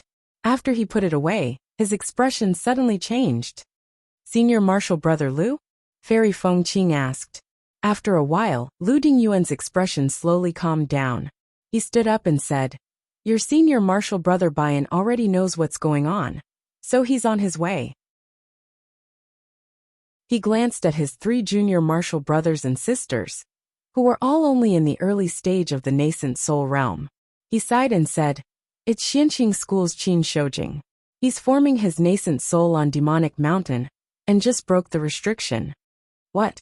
The 3 nascent soul cultivators were still confused, but Master Taoist Yanglin's expression changed first. After all, there was a difference in realm. No matter how talented a core formation cultivator was, nascent soul cultivators wouldn't pay much attention to him. Therefore, the 3 nascent soul elders weren't too familiar with Qin Shoujing's name, but Master Taoist Yanglin was very clear about it. Upon seeing the 3 nascent soul elders' questioning gazes, Master Taoist Yanglin calmed down and explained, Martial uncles, you probably don't know, but Qin Shoujing is the disciple of Lord Taoist Jinghe of Xianqing School. He's known as a genius. He formed his gold core 78 at that time, and shook the celestial pole. Oh, so it's him. One of the nascent soul cultivators said. Senior Martial Brother, Lu said a few years ago, that our core formation disciples were a bit worse than Xianqing schools. Qin Shoujing was one of them, right? Lu Dingyuan frowned and said in a deep voice, You don't know much, so you don't know. A few years ago, I heard he tried to form his nascent soul, so I kept this matter in mind. He failed to form his nascent soul 3 times in the past, so he came to Demonic Mountain. Later, he disappeared without a trace on Demonic Mountain. I even thought he'd already perished inside. But I didn't expect he actually came out alive, and even formed his nascent soul. Master Taoist Yanglin reported, Martial Uncle Lu, more than 90 years ago, Qin Shoujing also went to Demonic Mountain, and came out more than 10 years after the restriction was closed. Presumably, he knew some secrets on Demonic Mountain, so he could escape every time. I see. Lu Dingyuan pondered for a moment, then shook his head and sighed. It's really fate. I originally thought heaven blessed Tiandao sect, and let Qin Shoujing die on Demonic Mountain. I didn't expect that in the end, we still lost to Xianqing School. Alas! Fairy Fengqing's expression turned fierce. She said, Senior Martial Brother Lu, since he just happened to appear in Tiandao sect, why don't we just kill him on the spot? Lu Dingyuan shook his head. Junior Martial Sister Fengqing, sometimes killing people can't solve problems. Qin Jinghe must have Qin Shoujing's natal lamp. How could Qin Jinghe not know he's alive? Besides, Qin Shoujing's appearance was so big that the news couldn't be hidden. If he died in Tiandao sect, how could Xianqing school let us go? Now is the time for Tiandao sect to recuperate, not to fight. Even if the title of the number 1 sect in the celestial pole is taken away, we can still get it back. But we can't afford to lose our disciples.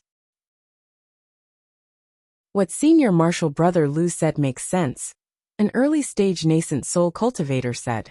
An early-stage nascent soul cultivator said. We have Senior Marshal Brother Lu and Senior Marshal Brother Bian. So Tiandao sect's power is still there. We don't need to be impatient. Fairy Fengqing wanted to say something, but Lu Dingyuan raised his hand and stopped her. They're here. At that moment, the celestial phenomenon gradually ended. Several flight lights flew over from the north peak of Mount Yuheng and stopped in front of Lu Dingyuan's Immortal's Cave. They were Lord Daoist Bian, another late-stage nascent soul cultivator from Tiandao sect, Qin Shi and Mo Tiange. In an instant, a smile appeared on Lu Dingyuan's face. He led his 3 nascent soul martial siblings and a group of disciples to welcome them. So it's fellow Daoist Shoujing, Brother Daoist Jinghe's beloved disciple. It's an honor to meet you. In any case, Qin Shi had just advanced to the nascent soul realm. A late-stage nascent soul cultivator treating him with such courtesy could be considered giving him enough face. So he also politely returned the salute with Mo Tiange. I don't dare. Greetings, Senior Marshal brothers and sisters of Tiandao sect. I had no choice but to form my nascent soul on Demonic Mountain. If I disturbed you, please forgive me. Haha, you're too kind. Lu Dingyuan felt a bit more comfortable when he heard Qin Shi calling himself a brat, but actually calling himself a junior humbly. He said, this is also a fated chance. Fellow Daoist Shoujing, please come in and have a seat. Qin Shi smiled, gave Mo Tiange a meaningful look, and followed Lu Dingyuan into his Immortal's Cave. Mo Tiange understood what he meant. Since Tiandao sect was treating them with courtesy, there shouldn't be any danger, so they could go in boldly without worry. After they entered Lu Dingyuan's Immortal's Cave, Lu Dingyuan introduced the nascent soul cultivators present to Qin Shi one by one. After greeting them, he saw Mo Tiange following behind Qin Shi, so he asked, this is? Qin Shi smiled and said, this is my junior martial sister, and also my Dao companion. Her Daoist name is Qingwei. Oh, Lu Dingyuan was a bit surprised. Although most nascent soul male cultivators took core formation female cultivators as their Dao companions, Mo Tiange's cultivation level was indeed a bit low. But in the end, this was other people's business, so Lu Dingyuan just smiled and didn't say much.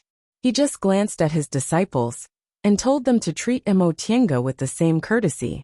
Everyone sat down and served tea. Lu Dingyuan said, fellow Daoist Shoujing, not only did you escape from death this time, but you also formed your nascent soul.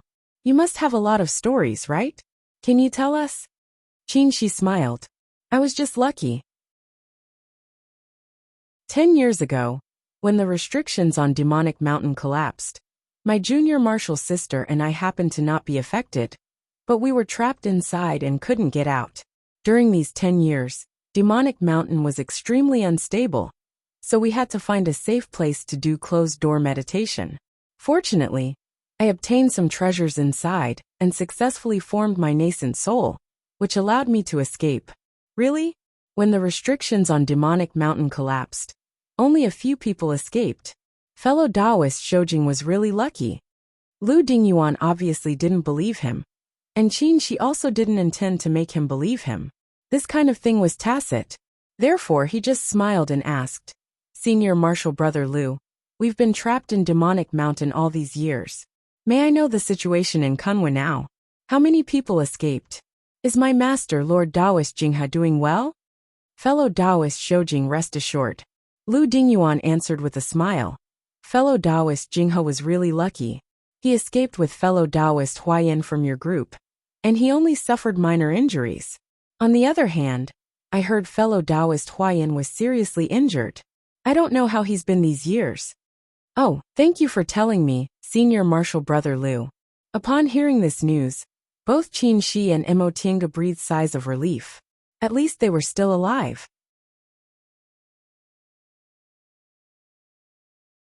Chapter 315.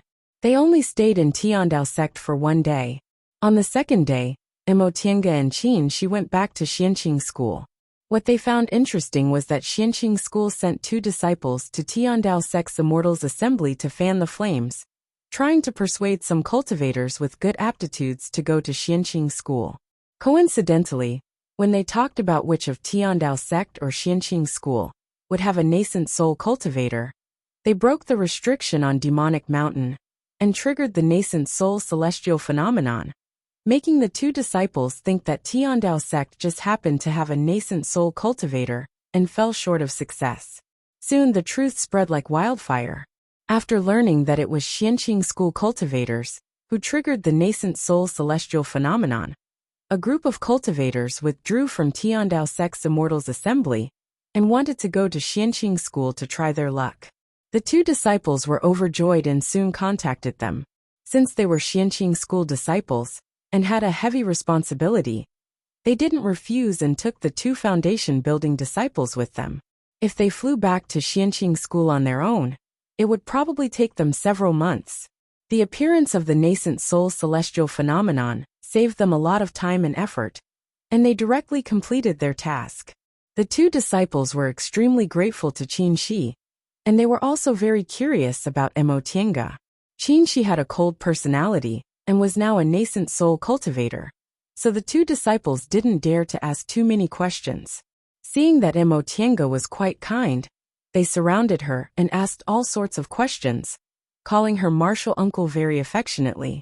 After being trapped on Demonic Mountain for 10 years, Imotienga also wanted to inquire about the outside world, so she chatted with the 2 foundation building disciples along the way.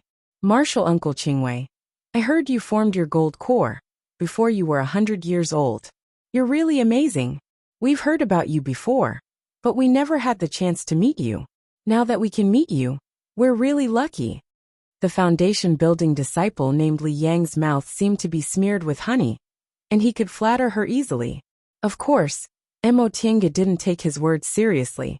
She just thought it was quite interesting, so she said with a smile, Are you 2 specialized in carrying out a glib talk mission? He's very eloquent. Another disciple named Wu De felt a bit ashamed when he heard that. He said, Martial Uncle Qingwei, please don't mind him. We often go to other cultivation groups to spread some news.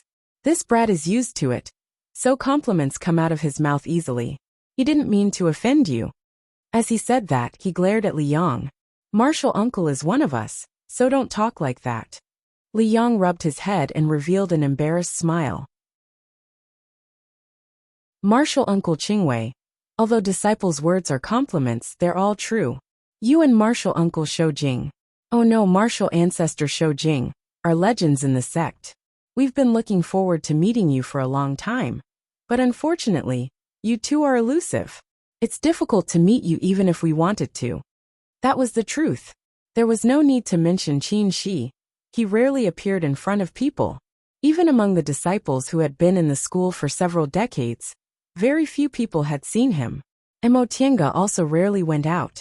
Aside from the time she took care of secular affairs for Lord Taoist Jinghe more than 60 years ago, she often went back and forth between peaks to handle affairs. In the past few decades, she was either traveling outside or cultivating in closed-door meditation. Imotienga smiled and changed the topic. You 2 work for the Steward's Hall, so you must be well informed. May I know how our sect has been in the past 10 years? Our sect's situation? Wu De thought for a moment then answered. Martial Uncle, do you want to ask about our current strength and reputation? It's very good. Speaking of which, it's fortunate that we're far away from Demonic Mountain in western Kunwu. Every time Demonic Mountain opens, although several core formation martial uncles and nascent soul grandmasters go there, disciples below the foundation building realm rarely participate, so our losses aren't great. 10 years ago, when Demonic Mountain's great restriction collapsed, we only lost 2 core formation martial uncles and several foundation building cultivators, which is much better than other cultivation groups. Oh, Imotienga had already learned from Tiandao sect that her master and martial uncle Huayan were fine, but she still asked again, Are the 2 nascent soul grandmasters okay? Li Yang answered first. Don't worry, martial uncle. The two nascent soul grandmasters escaped in time, but they were both slightly injured. Emotienga and Qin Shi were mentally prepared for this, so they didn't take it seriously and just asked, "Are they okay now?" Unexpectedly, Liang asked, "Martial uncle, did the people of Tiandao sect tell you that Grandmaster Jinghe was slightly injured and Grandmaster Huayan was seriously injured?" "Yes." Emotienga raised her eyebrows and looked at Qin Shi. From what he said, could it be that the information was inaccurate? Wu sighed and said, "Martial Uncle Qingwei, Grandmaster Shoujing. Those words were actually released for others to hear, but the truth isn't like that. Grandmaster Huayan's injuries weren't that serious. Not only was his life not in danger, but he also didn't lose his cultivation level. I reckon he's recovered after 10 years of healing." Emotienga raised her eyebrows and asked, "What about Grandmaster Jinghe? Is he okay?" Sure enough, Wu De continued to say, "Grandmaster Jinghe's situation isn't good. In fact, Grandmaster Jinghe tried his best to escape from Demonic Mountain with Grandmaster Huayan. Before we left, we heard that Grandmaster Jinghe was still in closed-door meditation to heal his injuries. I don't know how he's doing." Emotienga and Qin Shi exchanged a look and frowned, lost in thought. It turned out that the one who was seriously injured was their master, and the information circulating outside was false. This wasn't difficult to understand. Although Xianqing School had 6 nascent soul cultivators, there was only one in the late stage, and one in the middle stage. Lord Taoist Jinghe's cultivation level was in the peak of the middle stage of the nascent soul realm, and his fighting strength wasn't inferior to that of a cultivator in the late stage. Needless to say, the existence of such a Lord Taoist meant to Xianqing School, with the loss of Tiandao sect's strength and Xianqing School possibly becoming the #1 sect in the celestial pole. This news was naturally concealed. Thinking up to this point, the two of them couldn't help but worry. Master was in the peak of the middle stage of the nascent soul realm now, but he was seriously injured. Would he be unable to advance to the late stage of the nascent soul realm because of this? Wu De and Li Yang were observing their expressions. Upon seeing the worried expressions on their faces, they immediately said, "Martial Uncle and Grandmaster don't need to worry too much. Although we can be considered core disciples of our school, we're only 2 small foundation-building cultivators. If Grandmaster Jinghe's life is really in danger, it'll be top-secret information, and he won't let us know about it." "That's right. Clear Spring Peak has been prosperous these years. I heard Grandmaster Jinghe occasionally receives disciples, so it's obviously nothing serious." After thinking for a while, Qin Shi nodded and finally said, "What you said is reasonable." Wu De and Li Yang were overjoyed to be praised by a nascent soul grandmaster, so they complimented Qin Shi again. Emotienga was worried, but also felt it was funny. Putting aside the matter about Lord Taoist Jinghe for the time being, Emotienga asked, "Since you know so much about the school, do you know a foundation-building disciple named Yizhenji?" "Yizhenji?" Li Yang asked. "Martial uncle, are you talking about Grandmaster Shoujing's inner disciple, your nephew?" Emotienga didn't expect Li Yang would remember him as soon as she said his name. She was pleasantly surprised. "Do you really know him?" Li Yang shook his head. "Senior Martial Brother Yi is an elite disciple among elite disciples. We're just deacons of the steward's hall, and we often run errands outside. How could we know him? We've only seen him before." "Oh, then do you know his situation? Did he come back from his experiential learning?" Wu De took over the conversation and said with a smile, "Speaking of this, it's also interesting." Emotienga was stunned. "What happened?" Li Yang rushed to say. "Senior Martial Brother Yi disappeared for more than 10 years, and there was no news about him. Unexpectedly one year, news suddenly came from Kuanzhong City that an individual cultivator named Wanderer Baiyu was killed by 2 foundation-building cultivators. After that, our branch in Kuanzhong City received news from Senior Martial Brother Yi. Wanderer Baiyu." Emotienga and Qin Shi exchanged glances. Both of them had astonishment in their eyes. Seeing that Emotienga was confused, Qin Shi said, "Wanderer Baiyu is also a member of the Individual Cultivators Alliance in Kuanzhong City. He's more than 400 years old, and has a youthful appearance. Reportedly, he specializes in dual cultivation. I once guessed that the person Old Tong said he wanted you to exchange heavenly aromatic beans for chalcedony was Wanderer by you. Correct. Li Yang continued. Grandmaster Shoujing is really experienced and knowledgeable. Wanderer Baiyu is an individual cultivator in the core formation realm from Kuanzhong City. According to the senior martial brothers I met, he's obviously an old man. But he looks like a youngster. Moreover, he's fastidious like a woman. His reputation isn't very good. Many people say he uses the plucking technique to maintain his youth. Emotinga nodded. What happened to Jinji in the end? Wu De continued. Speaking of which, senior martial brother Yu was really unlucky. When he traveled to Kuanzhong City, he accidentally saved a woman. As it turned out, that woman was the human furnace that Wanderer Baiyu fancied, so he captured her as well. Fortunately, due to senior martial brother Ye's identity, Wanderer Baiyu didn't dare to kill him. In order to protect that woman, the two of them were imprisoned by Wanderer Baiyu for more than 10 years. After listening to the whole story, Emo Tiange was shocked at first. Then she became furious. This Wanderer Baiyu, how dare he? He actually dared to imprison a disciple of Xianqing school. Who said he didn't? Later on, I don't know what method senior martial brother Yi used, but he actually killed Wanderer Baiyu, a realm above him, and only then did he escape. Li Yang shook his head and said, according to the senior martial brothers in Kuanzhong City's branch, when senior martial brother Yi and that woman escaped, both of them were tortured beyond recognition. What happened next? Qin Shi frowned and asked.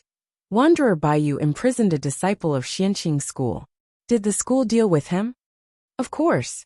Knowing this Grandmaster Shoujing only had one inner disciple, Li Yang hastily said. As soon as senior martial brother Yi returned to Mount Taikong, the whole school was shocked. Grandmaster Jinghe personally gave the order and almost massacred the Individual Cultivators Alliance in Kuanzhong City. At that time, this matter shook Kunwu, and the Individual Cultivators Alliance was exterminated overnight. Later, Grandmaster Jinghe calmed down and agreed to let the irrelevant people go. Now the Individual Cultivators Alliance in Kuanzhong City has already been reorganized. Emo Tiange and Qin Shi finally felt their anger dissipate. If Wanderer Baiyu was still alive, the two of them would have immediately killed their way to Kuanzhong City. Zhenji was their only disciple, but he was almost tortured to death by someone else. Just thinking about it made Emo Tiange and Qin Shi furious. Since Wanderer Baiyu cultivated the art of plucking and was a member of the Individual Cultivators Alliance, he was most likely the old friend Tong Tianyan mentioned. She and Tong Tianyan made an agreement to obtain heavenly aromatic beans from Demonic Mountain in exchange for 1,000-year-old chalcedony. If she met Wanderer Baiyu before that, Jinji probably wouldn't have suffered so much. Fortunately, Jinji escaped. Otherwise, she really would have regretted it for the rest of her life.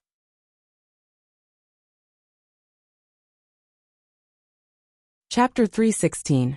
Worried about the two foundation-building disciples, Qin Shi and Emo Tiange spent 7 days to reach Xianqing school. As soon as they approached Mount Taikong, Emo Tiange saw several nascent Soul Lord Taoists and dozens of core formation masters in the air from a distance. She looked at Qin Shi suspiciously. What's going on? Qin Shi didn't understand what was going on either, but Wu De and Li Yang answered with a smile. Of course, to welcome Grandmaster Shoujing. Both of them were stunned. Several nascent Soul Lord Taoists and dozens of core formation cultivators actually came to welcome a nascent soul cultivator. The leader was even the head Grand Supreme Elder, Lord Taoist Jinyang. This was too grand. Even when Master returned to the mountain, he didn't have this kind of extravagance. While they were in a daze, Lord Taoist Jinyang led a huge crowd to welcome them and greeted them with a smile from afar. Shoujing, you're back. Qin Shi regained his composure and respectfully saluted Lord Taoist Jinyang. Martial Uncle Jinyang. Then he saluted the several nascent Soul Lord Taoists. Martial uncles. Lord Taoist Jinyang chuckled. No need, no need. Today is the last time you'll call me martial uncle. From now on, you'll have to call me senior brother or senior sister. Qin smiled and didn't stand on ceremony. Since he had formed his nascent soul, he was naturally the Grand Supreme Elder and Lord Taoist Shoujing from now on. So he naturally had to change the way he addressed him. After he finished saluting, the core formation cultivators also saluted him. Greetings, Martial Uncle Shoujing. Dozens of core formation cultivators saluted him at the same time. Emotienga was shocked by the scene in front of her. Not long ago, she had to call these people martial uncles.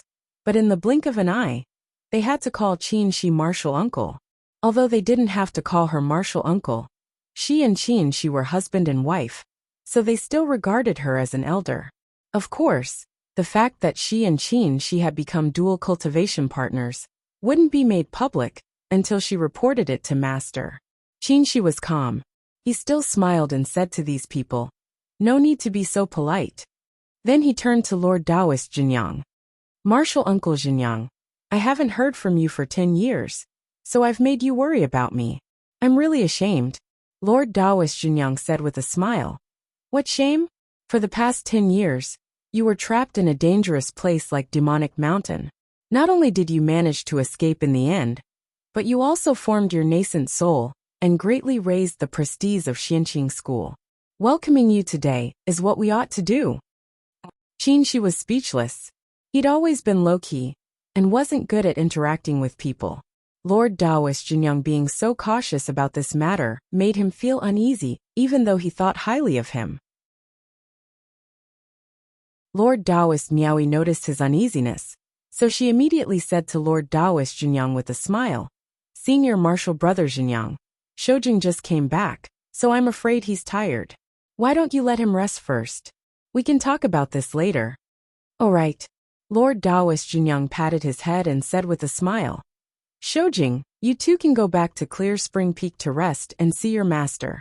Junior Martial Brother Jingha will definitely be very happy to see you two back." Lord Taoist Jinyang had always been steady, but today, he was so happy that he almost fainted. Seeing this, Emotienga was secretly amused. In fact, the point wasn't that Qin formed his nascent soul, but that he formed his nascent soul at the right time. Although Enchanting School's nascent soul cultivators weren't as good as Tiandao sects, they were young and had great potential. However, they were always suppressed by Tiandao sect in terms of numbers and strength. Coincidentally, the last time Demonic Mountain opened, Tiandao sect lost a nascent soul cultivator, and its reputation declined. Qin forming his nascent soul at this time not only greatly raised the prestige of Enchanting School, but also made the number of nascent soul cultivators in Enchanting School finally catch up with Tiandao sect. In that case, everyone would calculate that in another 1 or 200 years, Tiandao sect would lose 1 or 2 nascent soul cultivators, and Enchanting School would fully deserve to be the number 1 sect in the Celestial Pole. The number 1 sect in the Celestial Pole wasn't just a title. The benefits it brought were obvious. First of all, it was attractive to cultivators. Many cultivators would come because of the reputation of the number 1 sect in the Celestial Pole, and they could choose the best disciples. With the best disciples, their development potential would be greater than that of other cultivation groups, and the sect would continue to prosper.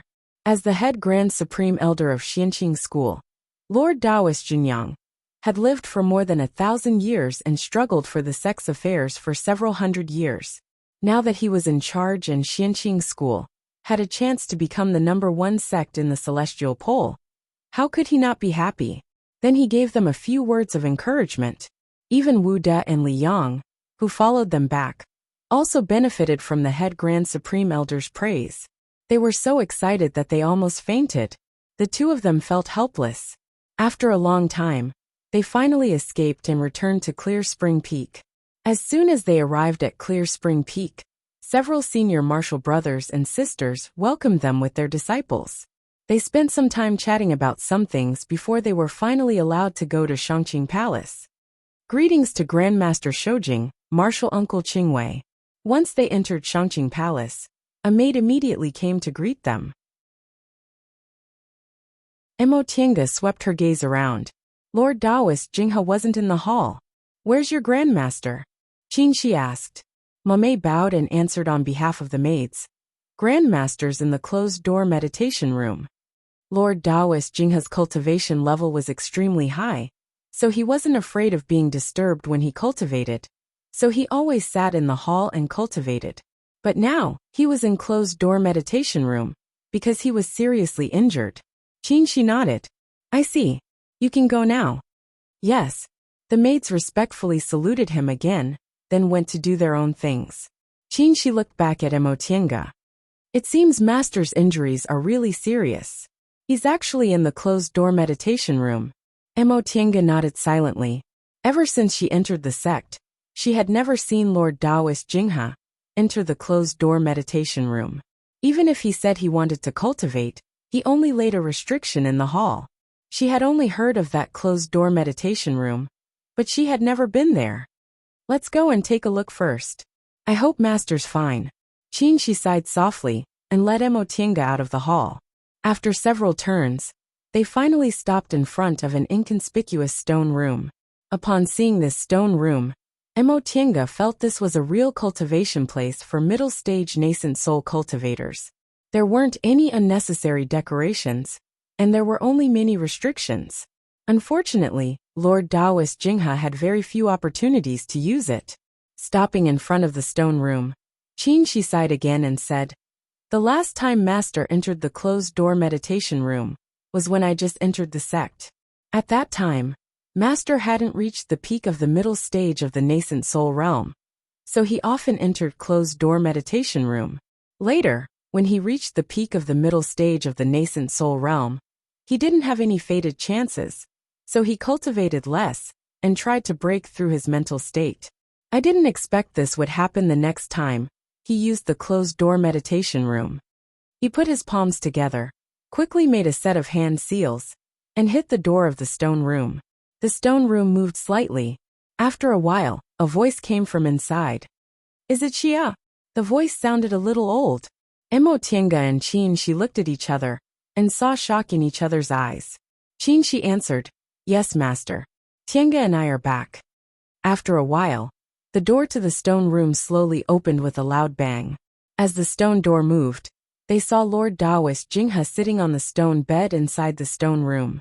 He was still wearing a golden crown and luxurious clothes, and he still looked noble, but his black hair had turned white. Master! The two of them called out in unison. They walked forward tremblingly, knelt in front of the stone bed, and looked up at Lord Taoist Jingha. Not only had his hair turned white, but his eyebrows and beard had also lost their color. There were fine wrinkles at the corners of his eyes and forehead, and the muscles at the corners of his mouth had softened. Lord Taoist Jingha originally looked like he was in his 30s or 40s, but now he looked like he was in his 50s. What kind of injury could have caused him to age so much in 10 years? Master, why did you? Emotienga couldn't finish her words. Although this master always annoyed her, she knew he was good to her. In this life, except for her dead mother and second uncle, no one else loved her as much as he did. Seeing her master like this, she felt as if someone was clutching her heart. Lord Taoist Jingha looked up and swept his gaze over the two disciples kneeling in front of him. He smiled slightly. Don't worry, I won't die. After saying that, his gaze fell on Qinshi and he showed a gratified smile. You finally formed your nascent soul. Qinshi looked up, grasped Lord Taoist Jingha's hand tightly, and said hoarsely, Master, how are your injuries? If you have any methods or medicinal pills you need, just tell us. We'll definitely do it for you. Right. Emotienga remembered if her master's injuries could be cured with medicinal pills. She didn't lack them at all. Master, tell me, no matter what kind of medicinal pills I need, it's fine as long as there's hope. Alas! Lord Taoist Jingha sighed softly and stroked her head, as if she was still a child. You don't have to be like this. If you need medicinal pills, are you afraid your martial uncle Jinyang won't get them for me?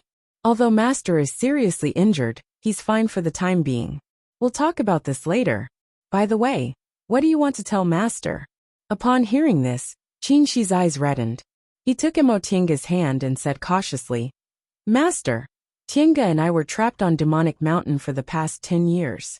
I formed my nascent soul and became husband and wife with Tienga. So I didn't report it to Master at that time. I hope Master can forgive me. Lord Taoist Jinghe smiled. It was a gentle and kind smile that had never been seen before. He looked at his two most beloved disciples and said softly, I'm more than happy that you two became husband and wife. You don't have to apologize. He looked at Qin Shi and asked, Shi'er, since you formed your nascent soul and performed dual cultivation with Tiange, the knot in your heart must have been resolved and the demon barrier must have disappeared, right? Qin Shi said in a low voice, Yes. Disciple didn't listen to Master's advice before and made Master worry. Lord Taoist Jinghe nodded with a smile. It's good that you understand. He then turned to Tiange. Tiange, what about you? Do you have any worries or obsessions in your heart now? No. Tiange answered softly. Tiange answered softly, Rest assured, Master. Senior Martial Brother and I have been honest with each other.